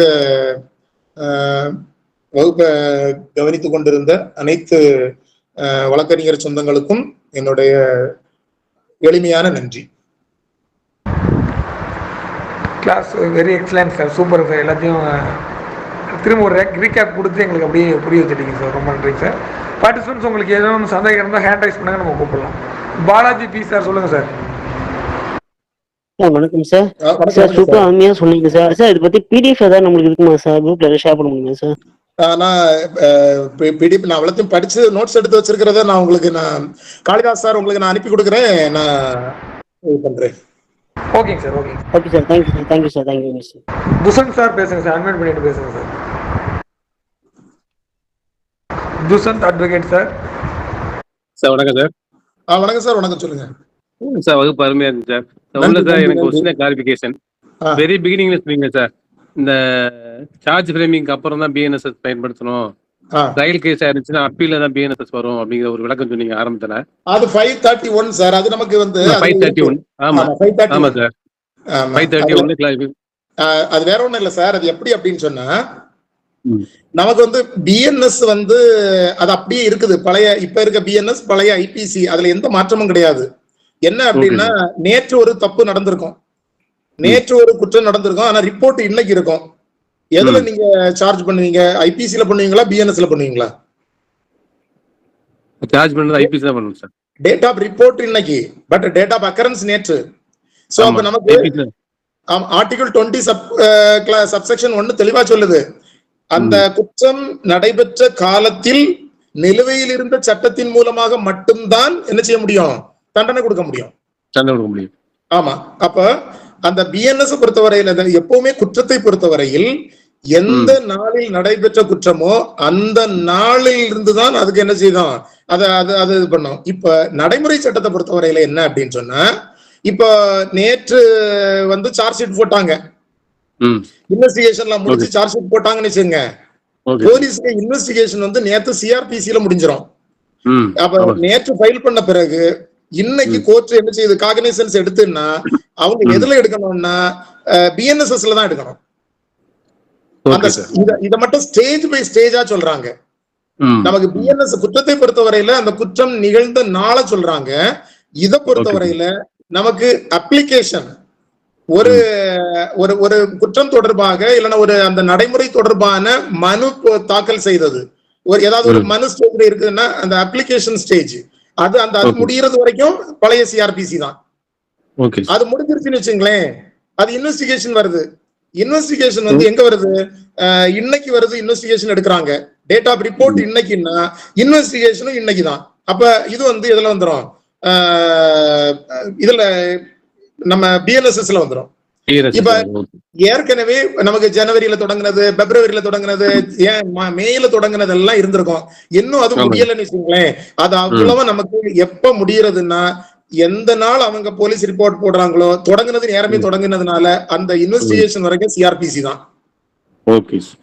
அது சிஆர்பிசி தான். இப்ப ரெகுலரா ஃபைட் பண்ற 317 என்ன சார் போறது? இப்ப 317 எங்க போடுவோம்? நம்ம ட்ரையல்ல போடுவோம், அப்படிதானே? ஆமா சார், அக்யூஸ்ட் ஆப்ஷன் போடுவோம். இப்ப ட்ரையல் வந்து நேரமே ஆரம்பிச்சாச்சு, என்ன ஜட்ஜ்மெண்ட் சொல்லல. இப்ப நீங்க எதுல போடணும்னா 317 வந்து சிஆர்பிசில தான் போடணும். ஓகே. ட்ரையல் முடியறது வரைக்கும். ஏன்னா நமக்கு ஸ்டேஜ் பை ஸ்டேஜ் இன்வெஸ்டிகேஷன் முடிஞ்சிருச்சுன்னு சொன்னாதான் பிஎன்எஸ்எஸ் தொடங்கும். இன்கொயரி சார்ஜ் ஃப்ரேம் பண்ணியாச்சுன்னா தான் ட்ரையல் தொடங்கும். இப்ப ட்ரையல் இப்ப தொடங்கி இருக்குது, என்ன ஜட்ஜ்மெண்ட் வரல. அப்ப நமக்கு வந்து ஜட்ஜ்மெண்ட் வரைக்கும் என்னதுதான்? சிஆர்பிசி தான். ஜட்ஜ்மெண்ட் வரைக்கும் நமக்கு சிஆர்பிசி தான். இதுல தான் நீங்க பாரன் பெஞ்ச்ல ஒரு ஆர்டிகல் படிச்சேன். another 30 or 35 years இந்த சிஆர்பிசி ஐபிசி எல்லாம் நம்ம கூடவே பயணிக்கணும்னு போட்டிருந்தாங்க. இதுதான் நமக்கு இப்ப அந்த சட்டத்துல பல நன்மைகள் இருக்கா தீமை இருக்காங்கிறது ரெண்டாவது விஷயம். சட்டம் எப்பவுமே ரொம்ப காம்ப்ளிகேட் பண்ணக்கூடாது. அது எல்லாத்தையுமே ஒண்ணு போல வச்சு என்னென்ன தேவையோ அதை புதுசா புதுத்தி ஒரே இதுல கொண்டு வந்திருந்தா நல்லா இருந்திருக்கும். ஆமா, இது பல இதுகள் இருக்கும். என்ன பொறுத்தவரையில தனிப்பட்ட முறையில நான் சொல்லணும் அப்படின்னா அதான் சொல்லுவேன். ஆனா இப்ப வந்து என்ன அப்படின்னா, இப்ப இன்வெஸ்டிகேஷன் முடியலன்னா, என்ன 5 வருஷம் ஆகி இன்வெஸ்டிகேஷன் முடியலன்னு வச்சுங்க, அது சிஆர்பிசில தான் இருக்கும். Okay sir. இப்ப நீங்க வந்து டிஸ்சார்ஜ் பெட்டிஷன் போட்டிருக்கீங்க, அது எவ்வளவு நாள் முடியணுமோ அது வரைக்கும் சார்ஜ் ஃப்ரேம் பண்றது வரைக்கும் அது பழைய சிஆர்பிசி தான். ஓகே. ட்ரையல் ஆரம்பிச்சாச்சு, என்ன ஒரு 10 வருஷம் ஓடுதுன்னா 10 வருஷமும் சிஆர்பிசி தான். Okay sir. Okay sir. ஆமா. இப்ப ஏற்கனவே ஒரு கேஸ் முடிச்சு நீங்க நேற்று அப்பீல் போட்டிருப்பீங்க, அந்த அப்பீல் முடியறது வரைக்கும் சிஆர்பிசி தான். சிஆர்பிசி தான். ஆமா. இதுதான் 531. Okay sir. Okay sir. Okay sir. Thank you sir. Thank you sir. Ayyana advocate sir பேசுங்க சார். அம்ரிதா ஆஃப் பண்ணுங்க. ஒண்ணு சார், இப்ப நேற்று நடந்த சம்பவத்துக்கு இன்னைக்கு பெயில் போட்டோம், நாளைக்கு பெயில் போடுறோம்னா பிஎன்எஸ் போடுமா சிஆர்பிசி போடுமா? இப்ப நேத்து நடந்த சம்பவம் இன்னைக்கு ரிப்போர்ட் ஆகுது. இன்வெஸ்டிகேஷன் இன்னைக்கு தானே வரும்? ஆமாங்க சார். இன்னைக்கு இன்வெஸ்டிகேஷன் வர்றதுனால நமக்கு வந்து ஃபைலிங் எல்லாமே புது பிஎன்எஸ்எஸ் தான். ஓ சரிங்க சார். ஒருவேளை நேற்று எஃப்ஐஆர் போட்டிருந்தாங்கன்னா பழைய சிஆர்பிசி.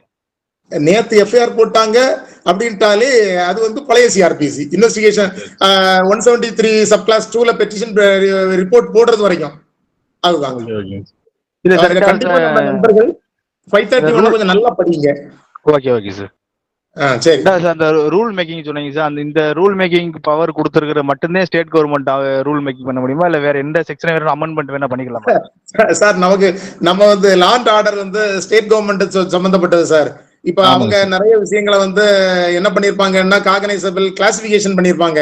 காகனைசபிள், நான் காகனைசபிள், பெயிலபிள், நான் பெயிலபிள், காம்பவுண்டபிள், நான் காம்பவுண்டபிள். நாம நினைச்சா அதை மாத்திக்கலாம். சரி சரிங்க சார். நாம நினைச்சா அதை மாத்திக்கலாம். அது ஸ்டேட் கவர்மெண்ட் தான், அந்த ஸ்டேட் கவர்மெண்ட் தான் முடிவு பண்ணுவோம். Okay okay okay. Thank you sir. Good evening sir. இதனால வரை அம்ரித் அட்வொகேட் சார் ஒரு நிமிஷம் சார். இப்போ நம்ம இப்போ இதில் கேட்டிங்களா சார், ஐயனார் சார் கேட்டதுலேயே இப்போ எஸ்ஓசி அக்கரன்ஸ் நடந்தது நேற்றுங்க சார்.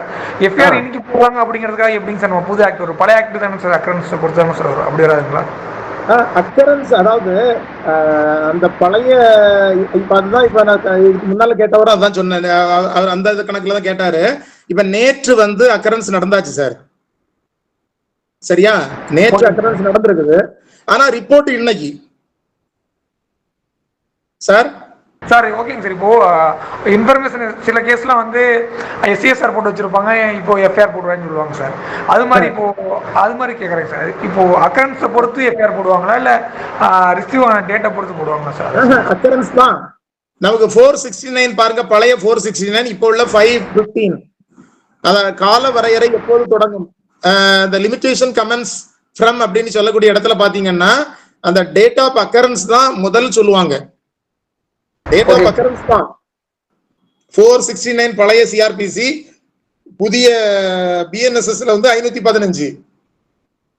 ஏன்னா நமக்கு தெளிவா இருக்குல்ல சார், அரசமைப்பு சட்ட உறுப்பு 20 துணைப்பிரிவு 1 தெளிவா சொல்லுது, அந்த குற்றம் நிகழ்ந்த நாளில் எக்ஸ்போக்ஸ் ஃபேக்டோலா தான் அன்னைக்கு ஒரு சட்டத்தில் அந்த சட்டம் சொல்லியிருக்கணும். நேத்து இப்ப ஒண்ணு பாருங்களேன், இனி உள்ளதுல ஒண்ணு சொல்றேன். ஒரு நிகழ்வு, ஒரு 2 இணையர்கள் என்ன செய்யறாங்க, அன்பு செய்யறாங்க. அதுல ஒருத்தர் என்ன சொல்றாரு அந்த பிள்ளைகிட்ட, அம்மா நான் உன்னை வந்து திருமணம் பண்ணிக்குவேன் அப்படின்னு சொல்லிட்டு ஒரு 2-3 வருஷமா அவரு அந்த ஒரு அன்புறவுல இருக்கிறாரு, ஒரு உடலுறவும் இருக்கிறாங்க. இப்போ அந்த அம்மா மே மாசத்துல ஒரு நாள் அவங்களுக்குள்ளால சண்டை போட்டு, நீ என்ன கல்யாணம் பண்ணலைன்னா நான் போலீஸ்ல கம்ப்ளைண்ட் கொடுப்பேன்னு சொல்லிட்டு ஒரு கம்ப்ளைண்ட் கொடுக்குறாங்க. அப்ப அவர் என்ன சொல்றாங்கன்னா, என்ன வந்து அவரு திருமணம் செய்வேன் என்று ஆசை காட்டி என்னை வற்புறுத்தி தகாத முறையில் எனக்கு உடலுறவு வைத்துக் கொண்டாருன்னு சொல்றாங்க. விசாரணையில அது வந்து என்னது கன்சென்ட் செக்ஸ் அப்படின்னு தெரிஞ்சிச்சுன்னா ரேப் மேட் அவுட் ஆகாது.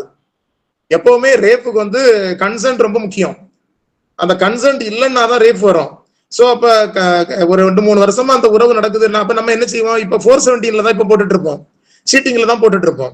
ஆனா இனி அந்த ஒரு பெட்டிஷன் வந்து ஒரு ஜூலை மாசமோ ஒரு ஆகஸ்ட் மாசமோ ஃபைல் ஆகுது, 2-3 ஆண்டுகளாக இருக்கும். இறுதியாக அவரும் நானும் இந்த இடத்துல இந்த ஊர்ல நாங்க போய் தங்கி இருந்தோம், அங்க அவரு என்ன வந்து கடைசியாக என்னை திருமணம் செய்து கொள்வேன் என்று உறவு வைத்துக் கொண்டார் அப்படின்னு சொல்லிட்டு இப்போ அவர் முடியாதுன்னு சொல்றாருன்னு வந்துன்னு வச்சுங்களேன், பழைய கன்சர்ன் செக்ஸ் வந்து இட்ஸ் நாட் ரேப்.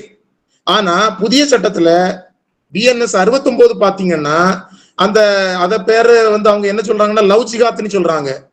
அந்த திருமணம் செய்து கொள்வேன் என்ற போர்வையில ஒருத்தர் உடலுறவு கொண்டால் 10 ஆண்டுகள் குறையாத தண்டனை கொடுக்கக்கூடிய அஃபென்ஸ் ஆட் அது இருக்குது. அப்ப அது வந்து முந்தி பழைய ஐபிசில கிடையாது, புதிய பிஎன்எஸ்ல இருக்குது. அப்ப அந்த டேட் ஆஃப் அந்த அஃபென்ஸ் தான் முக்கியமே தவிர, கமிட்டிங் அஃபென்ஸ் டேட் தான் முக்கியமே தவிர டேட் ஆஃப் ரிப்போர்ட்டிங் வந்து இம்மெட்டீரியல். ஓகேங்க சார். அதுல டேட் ஆஃப் அஃபென்ஸ் தான் சார் போட்டுருக்கு. 550 ஆமா, டேட் ஆஃப் அஃபென்ஸ் தான் அதுல ரொம்ப தெளிவு. 469 பாருங்க, அதுல டேட் ஆஃப் அஃபென்ஸ் தான். இப்ப இருக்கக்கூடிய 515 சார். ஆமா சார், அதுல டேட் ஆஃப் அஃபென்ஸ் தான் சார் இருக்கு. Okay, thank you sir. Mumtaz madam கேளுங்க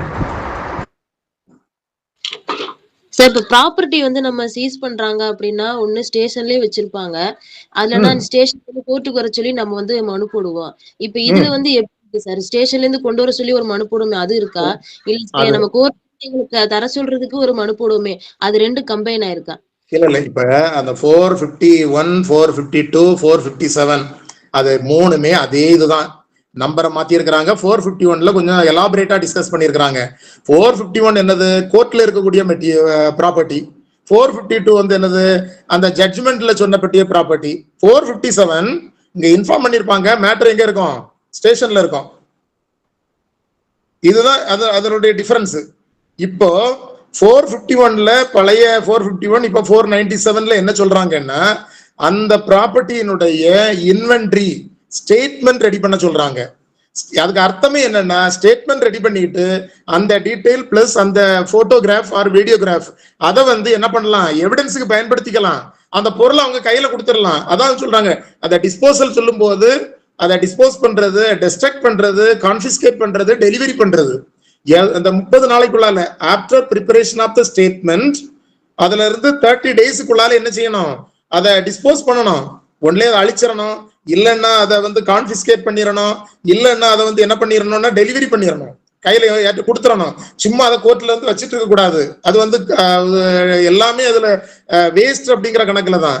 அந்த பொருளுக்கு பதிலாக என்ன பண்ணிக்கலாம், நாம வந்து அந்த போட்டோகிராஃபை பயன்படுத்திக்கலாம், அந்த ஸ்டேட்மெண்ட் எடுத்து பயன்படுத்திக்கலாம். அவங்ககிட்ட ஒரு இன்டரிம் கஸ்டடி இப்போ கொடுக்குற மாதிரி கொடுத்துடலாம். அதே போல கான்ஃபிஸ்கேஷன் வந்துச்சுன்னா அந்த கான்ஃபிஸ்கேஷனை முழுமையா எக்ஸிக்யூட் பண்ணிடணும். இந்த இதுக்கு தான் அவங்க சொல்றாங்க. பண்ணும்போது இந்த ஸ்டேட்மெண்ட் அப்படின்னு வரக்கூடிய நேரத்துல பழைய 451 தான் இப்ப இருக்கக்கூடிய 497. அதுல எந்த சங்கடமும் கிடையாது. அந்த 452 அதே தான், அதே போல 457 அதே தான், அதுல எந்த மாற்றம் கிடையாது. இந்த 451க்கு மட்டும் அவங்க என்ன சொல்றாங்கன்னா, கோர்ட்டுக்கு வரக்கூடிய ப்ராப்பர்ட்டிஸை வந்து ஒரு ஸ்டேட்மெண்ட் ரெடி பண்ணி அதை டிஸ்போஸ் பண்ணுங்கன்னு சொல்றாங்க. அது ஸ்டேட் ரூல் ஃப்ரேம் பண்ணணும், எப்படி என்னென்னதுக்கெல்லாம் கான்ஃபிஸ்கேட் பண்ணணும். ஏன்னா இப்ப இந்த கள்ளச்சாராய இதெல்லாம் பாத்தீங்கன்னா ஏற்கனவே வந்து ப்ரோஹிபிஷன் ஆக்ட்ல வந்து எல்லாமே கான்ஃபிஸ்கேஷன் தான். என்டிபிஎஸ் ஆக்ட் அந்த ஸ்மால் குவான்டிட்டி தவிர எல்லாமே டிடிசி தான் போகும், ட்ரக் டிஸ்போசல் கமிட்டி தான் போகும். அது ஸ்மால் குவான்டிட்டியா இருக்கலாம், மீடியம் குவான்டிட்டியா இருக்கலாம், இல்லைன்னா கமர்ஷியல் குவான்டிட்டியா கூட இருக்கலாம். அது எல்லாமே எங்க போயிடும். அதே போல ஃபாரஸ்ட் ஆக்ட், வைல்ட் லைஃப் ஆக்டுக்கெல்லாம் எதை நீங்க சீஸ் பண்றீங்களோ அது வந்து property belongs to the state, அப்படிதான் இருக்குது. அப்ப இதெல்லாம் வச்சுக்கிட்டு அதை என்ன செய்யறது? கான்ஃபிஸ்கேஷன்னா அதை வித்துறதான் சொல்றாங்க. அதை வச்சுட்டுலாம் இருக்கணும்ன்றது இல்லை, ஏலம் போட்டு வித்துருன்றாங்க. ஸோ இப்படி நிறைய அந்த இதுகள்ல வரும்போது நாம் அந்த பொருளை வாங்கி கொள்வதற்கும் அதை பறிமுதல் செய்வதற்கும் அழித்து விடுவதற்கும் வகை செய்வதற்கு மாநில அரசு என்ன செய்யணும்னா விதி உருவாக்கணும்னு சொல்றாங்க. அதுதான் அதுல தெளிவா சொல்லி இருக்குது. அது எப்படிப்பட்ட விதியை உருவாக்க போறாங்க, என்ன மாதிரி அது சரியா இருக்குமா இல்லையாங்கிறது இனிதான் அது நமக்கு தெரியும். பழைய முறை அப்படியே தான் இருக்குது, அதுல ஒன்றும் பிரச்சனை கிடையாது. Thank you sir. இப்ப ஃபாரன்சிக் ரிப்போர்ட்டை பத்தி சொன்னீங்க. இப்ப அனலைசிஸ் ரிப்போர்ட் அப்படிங்கிறது அதுல வந்து இன்க்ளூட் ஆயிருக்கா சார்? ஆமா, ஃபாரன்சிக் இம்பார்ட்டன்ஸ் அப்படிங்கிறது வந்து அதுல அனாலிசிஸ் அதுல எல்லாமே சேர்ந்தது தானே, எல்லாமே சேர்ந்தது தானே. ஃபாரன்சிக் மீன்ஸ் அதுல இருக்கக்கூடிய அந்த அதுல பகுப்பாய்வு, அதுல வரக்கூடிய டிட்டர்மின் பண்றது, அது என்னங்கிறத அதை முடிவு பண்றது, அதுக்கு கருத்து சொல்றது எல்லாமே அதுக்குள்ள வந்துருது. Okay sir, thank you so much sir. Good evening sir. Sir ஏதாவது வந்து சிஆர்பிசி 173(2)ல ஃபைனல் ரிப்போர்ட் பண்ணியிருந்தா அது வந்து இப்போ 370 கொடுக்கணும் ஆப்ஷன் பெட்டிஷன் கொடுத்தா. ஸோ 193ல இனிமேல் பண்ணா 355 கொடுக்கணும் அப்படின்னு சொல்றீங்க, ஏனுங்க சார்? ஆமா சார், இப்ப நான் அதான் சொல்லேன், அது ஸ்டேஜ் பை ஸ்டேஜா பிரியுங்க. இன்வெஸ்டிகேஷன் என்ன முடியலைன்னா அது முடியறது வரைக்கும் பழைய சிஆர்பிசி தான். சார்ஜ் ஷீட் என்ன சார்ஜ் ஃப்ரேம் பண்ணலைன்னா அது ஃப்ரேம் பண்றது வரைக்கும் பழைய சிஆர்பிசி தான். ட்ரையல் முடியலைன்னா அது முடியறது வரைக்கும் பழைய சிஆர்பிசி தான். சார்ஜ் ஃப்ரேம் பண்றதுக்கு முன்னாடியே வந்து அது வந்து என்னன்னா பிஎன்எஸ்எஸ் தான் வந்துடும். சார்ஜ் ஃப்ரேம் பண்ணி எல்டபிள்யூ 1, 2 அப்படின்றாங்க 370. இப்ப இன்வெஸ்டிகேஷன் நாளைக்கு முடிச்சிடுறாங்க, அப்ப அது இன்வெஸ்டிகேஷன் பழைய சிஆர்பிசில முடிஞ்சிடும். புதுசா கோர்ட் என்ன செய்யணும்னா பிஎன்எஸ்எஸ்ல தான் இன்கொயரி ரெடி பண்ணோம். இப்ப நாளைக்கு சார்ஜ் ஃப்ரேம் பண்ணியாச்சு, சார்ஜ் நாளைக்கு ஃப்ரேம் பண்ணியாச்சு. பழைய ஏற்கனவே இருக்கிறதுல வந்து சிஆர்பிசில நாளைக்கு சார்ஜ் ஃப்ரேம் பண்றாங்க. நாளை கழிச்சுல இருந்து ட்ரையல் ஆரம்பிக்குதுன்னா எல்டபிள்யூ 1 எதுல இருந்து வருவாரு? நம்ம பிஎன்எஸ்எஸ்ல தான் வருவாரு. அங்க நீங்க ஆப்ஷன் பெட்டிஷன் போடணும் அப்படின்னா பழைய 317 போட முடியாது, 355 போட்டணும். அதுலதான் கொண்டு வரணும் நீங்க. இதுதான் அந்த ஸ்டேஜ் பை ஸ்டேஜா மனசுல வச்சுடுங்க. இதுல தான் நமக்கு குழப்பம். இனி நம்ம வந்து சார் எப்பவுமே அட்வொகேட்ஸ் ரொம்ப தெளிவா இருப்பாங்க சார். இப்ப ரொம்ப சங்கடப்பட வேண்டியது யாருன்னா ஜட்ஜஸும் ப்ராசிக்யூட்டர்ஸ் நாங்களும் தான். எப்பவுமே எங்களை படிப்பிக்கிறது வக்கீல்கள் தான். நல்ல ஆற்றல் மிகுந்த டிஃபென்ஸ் கவுன்சில் தான். ஒரு நல்ல டிஃபென்ஸ் கவுன்சில் 4 கவுன்சில் அந்த ஒரு கோர்ட்ல இருந்தா போதும் சார், அந்த ஜட்ஜு அந்த ப்ராசிக்யூட்டர்ஸ் எல்லாம் நல்லா படிப்பாங்க. ஸோ அதனால நாங்க உங்களை நம்பி தான் இருக்கிறோம். சொல்லக்கூடிய ப்ரொவிஷன் எதுங்க சார்? அந்த 173(2) அந்த ஆஃப்டர் சார் எல்லாத்துக்குமே நீங்க நாங்க இனி பை ஓவர் சைட்டோ இல்லைன்னா தெரியாமலோ நாங்க வந்து தப்பான ப்ரொவிஷன்ல போனா கூட இல்ல இது வந்து கிராஸ் இன்ஜஸ்டிஸ், இது வயலேஷன், இது சிஆர்பிசில தான் நீங்க இதை நடத்தணும், நீங்க இது கோர்ட்டு தேவையில்லாம பண்ணிட்டு இருக்குதுங்கிறத வாட்ச் டாக் மாதிரி இருந்து எங்களை கண்ணை நோண்ட வேண்டிய வேலை யாருக்குன்னா டிஃபென்ஸ் லாயர்ஸ் தான். நான் அப்படிதான் சொல்றேன். ஏன்னா ஸ்டேஜ் பை ஸ்டேஜா இது என்ன இன்வெஸ்டிகேஷன் முடியல, எப்படி பிஎன்எஸ்எஸ் மேட் அவுட் ஆகும்? ஆர்டிகல் 20 சப்செக்ஷன் 1க்கு எதிரானதுன்றது கொண்டு போயிட்டீங்கன்னா அந்த ப்ரொசீடிங்ஸ் பாஸ் பண்ணிட்டு போயிடலாம். இல்லைங்க சார், ஆர்டிகல் 20(2) வந்து ஒன்ஸ் பனிஷ்மெண்ட் கொடுத்தா தானே அது அப்ளிகபிளே ஆகும். ட்ரையல்ல தானே இருக்குது. 20(1) என்ன சொல்லுது? தானே ஏற்கனவே நீங்க வந்து அந்த சட்டத்தை வந்து இது பண்ணும் போது நடைமுறையை எதை பயன்படுத்தணும்? அந்த நடைமுறையை பயன்படுத்துறதுல தான் நம்ம என்ன சொல்றோம்னா இந்த 531 என்ன சொல்லுது? உங்களுக்கு இன்வெஸ்டிகேஷன் முடியறது வரைக்கும் அதுதான், ட்ரையல் இன்கொயரி முடியறது வரைக்கும் அதுதான், ட்ரையல் நடந்துருச்சு ஆரம்பிச்சிருச்சு அப்படின்னா அது முடியறது வரைக்கும் சிஆர்பிசி தான். அதே போல அப்பீல் ஃபைல் பண்ணியாச்சு அது நடந்துட்டு இருக்குது அப்படின்னா அது முடியறது வரைக்கும் தான் சொல்லிட்டு யார் சொல்றா? சிஆர்பிசில 531 நமக்கு வந்து சேவிங் கிளாஸ் சொல்லுது இல்ல. அப்ப அந்த இடத்துல நீங்க வந்து அத மாறி நீங்க கொண்டு போக முடியாதுல்ல. நீங்க தப்பான ஒரு ப்ரொசீஜரை நீங்க வந்து அடாப்ட் பண்ண முடியாதுல்ல. ப்ரொசீஜர் எஸ்டாப்ளிஷ் பை லா தானே. கண்டிப்பா அது புரியுதுங்க சார். இல்ல WGA பாடி அப்படின்றது வந்து ஒன்ஸ் ஒரு கோர்ட்ல வந்து WGA பாடிக்குள்ளே நான் வரல. அது WGA பாடி வந்து நீங்க நான் அதை சொல்லவே இல்லை, அதை நான் மீன் பண்ணவும் இல்லை. நான் என்ன சொல்றேன்னா நடைமுறையில் இருக்கும் சட்டத்தின் அடிப்படையில் தான் எதையுமே நீங்க இது பண்ணணும். நடைமுறையில் இருக்கக்கூடிய சட்டம் எது? குற்றம் நடந்த அன்னைக்கு நடந்தது வந்து ஐபிசி அல்லனா பிஎன்எஸ். அதுக்கு பிறகு 531 என்ன சொல்லுது? அந்த ப்ரொசீஜர் வந்து இன்வெஸ்டிகேஷன் வரேன்னா இன்வெஸ்டிகேஷன் வரைக்கும் அதுதான், பற்றி இன்கொயரி நடக்குதுன்னா அது வரைக்கும் அதுதான், ட்ரையல்னா அது வரைக்கும் அதுதான், அப்பீல்னா அது வரைக்கும் அதுதான் சொல்லுது. அதை தவிர வேற எதுக்கும் போக முடியாதுல்ல சார் நீங்க. ஆமாம் சார். இப்போ சிஆர்பிசி 8ல வந்து மெட்ரோபாலிட்டன் அப்படின்றது வந்து 1 மில்லியன் பாப்புலேஷன் இருந்தால் அது மெட்ரோபாலிட்டன் சொல்றாங்க. இப்போ முடிச்சு போயிட்டாங்க. இப்ப மெட்ரோபாலிட்டன்ங்கிற பேச்சே இல்ல. சரி. மெட்ரோபாலிட்டன்ங்கிறதே இல்ல நமக்கு இப்போ. அது என்ன ஒரு வகுப்பு. இப்ப இந்த இடத்துல ஏதாவது இருக்குன்னா வாங்க, இல்லைன்னா நம்ம அப்படியே டிவியேட் பண்ணி மாதிரி போயிடும். ஓகேங்க sir, thank you sir. Tamilmani sir, நிறைய பேர் கேள்வி கேட்டீங்க, மகிழ்ச்சியா இருக்குது சார். நம்ம சிஆர்பிசிலேயே இவ்வளோ நாள் வந்து 88 சிஆர்பிசி இப்போலாம் ரீசெண்டாக கூட ஜட்ஜ்மெண்ட் வந்துச்சு. இதுலேயே இன்னும் விளக்கம் கொடுக்காம புரியாமல் இவ்வளோ நாள் கடந்து வந்துமே பண்ணிட்டு இருக்கோம். இப்போ வந்து இதில் நீதிமன்றங்களாக இருக்கும், நீதிபதிகளாக புரிஞ்சுக்க ரொம்ப கஷ்டமாக இருக்கும். இன்னும் பல ஜட்ஜ்மெண்ட் வந்து புரிஞ்சுக்கிறது தான் சார் ரொம்ப. நம்ம இதை பற்றி ரொம்ப ஆழ்ந்து படிக்கும் போது தான், இது திரும்ப படிக்கும் போது தான் இதை பற்றி புரிதல் வரும். கண்டிப்பா. நானுமே இன்னைக்கு இதை ஏன் எடுத்தேன் அப்படின்னு சொன்னா, இப்ப நீங்க நான் பல வகுப்புல இங்க காலையில உள்ள வகுப்புலையும் சாயங்காலம் உள்ள வகுப்புலையும் நிறைய என்னை விட ரொம்ப எமினன்ட் லாயர்ஸ், நல்ல ஃபேக்கல்டிஸ் எல்லாம் பிஎன்எஸ்எஸ் எடுத்திருக்கிறீங்க. ஸோ அப்ப திருப்பியும் நான் அதை அரைக்கிறதுக்கு எனக்கு விருப்பம் இல்லாம தான் இந்த ஏரியாவை நான் வந்து அந்த ஸ்டேட் அல்லது யூனியன் டெரிட்டரியினுடைய ரெக்குவயர்மெண்ட்ஸ் இதுல என்ன இருக்குது அந்த ஏரியாவை நான் கொஞ்சம் இது பண்ணி உங்களுக்கு சொன்னேன். ஏன்னா இது வந்து நமக்கு ரொம்ப முக்கியமானது. இது வந்து இந்த ஏரியாஸ்ல எல்லாம் நமக்கு வந்து ஸ்டேட் கவர்மெண்ட் வந்து ரூல்ஸ் ஆர் நோட்டிபிகேஷன் ரெடி பண்ணலன்னா இது நமக்கு பிரயோஜனமே இல்லை, அதை நம்ம பயன்படுத்தவே முடியாம போயிடும். அப்படிங்கிற அடிப்படையில் அதுல வேற இன்னைக்கு பல மாநிலம் முழுவதும் ஆர்ப்பாட்டம் வேற ஆரம்பிச்சுட்டு இருக்கிறாங்க. ஸோ இது ஒரு விவரம் இருக்கணும் அப்படிங்கிறதுக்காக தான் இதை நான் சொல்லியிருக்கிறேன். கண்டிப்பாங்க சார், கண்டிப்பாங்க. இன்னும் தொடர்ச்சி இதை பத்தி திரும்ப படிக்கும்போது சார் அதை பத்தி அதுல நிறைய இருக்கு. நான் சொன்னது மாதிரி அந்த டைம்லைன்ங்கிறது நிறைய, அதாவது ஒரு 35 பிளேசஸ்ல வந்து டைம்லைன் இன்ட்ரோடியூஸ் பண்ணியிருக்கிறாங்க. அதே போல 35 பிளேசஸ்ல வந்து ஆடியோ வீடியோ எலக்ட்ரானிக் இது பண்ணியிருக்கிறாங்க. ஒரு பியூரா 9 நியூ செக்ஷன் வந்திருக்கிறாங்க. அதே போல 39 சப்செக்ஷன்ஸ் கிளாஸஸ் உருவாக்கி இருக்கிறாங்க. அதே போல 44 ப்ரொவிசோஸ் அண்ட் எக்ஸ்பிளனேஷன்ஸ் இருக்குது. அந்த கம்யூனிட்டி சர்வீஸ் எல்லாம் புதுசா வந்திருக்குது. அதெல்லாம் இப்ப சுகுமாரன் சார் தான் ஒரு பேம்லெட் ரெடி பண்ணி போட்டிருக்கிறாருன்னு நினைக்கிறேன். நல்லா இருக்குது, அதை நான் படிச்சேன் இப்ப இடையில. அந்த ஸோ அது நிறைய இருக்கு, நிறைய விவாதிக்கலாம், நிறைய படிக்கலாம். இனி உயர் நீதிமன்றங்களும் உச்ச நீதிமன்றமும் தான் நமக்கு இதுல நிறைய விளக்கம் தர வேண்டி இருக்கிறது. தொடர்ந்து படிக்கலாம். கண்டிப்பாங்க சார். தொடர்ச்சியா நடத்தலாம் சார். எல்லாத்துக்கும் ஒரு இது நாடாஜி வரும் காலங்களும் சார் தொடர்ச்சி அது சமமாக எடுக்கணும் சார். கண்டிப்பாக சார். கேட்குறீங்களா சார்?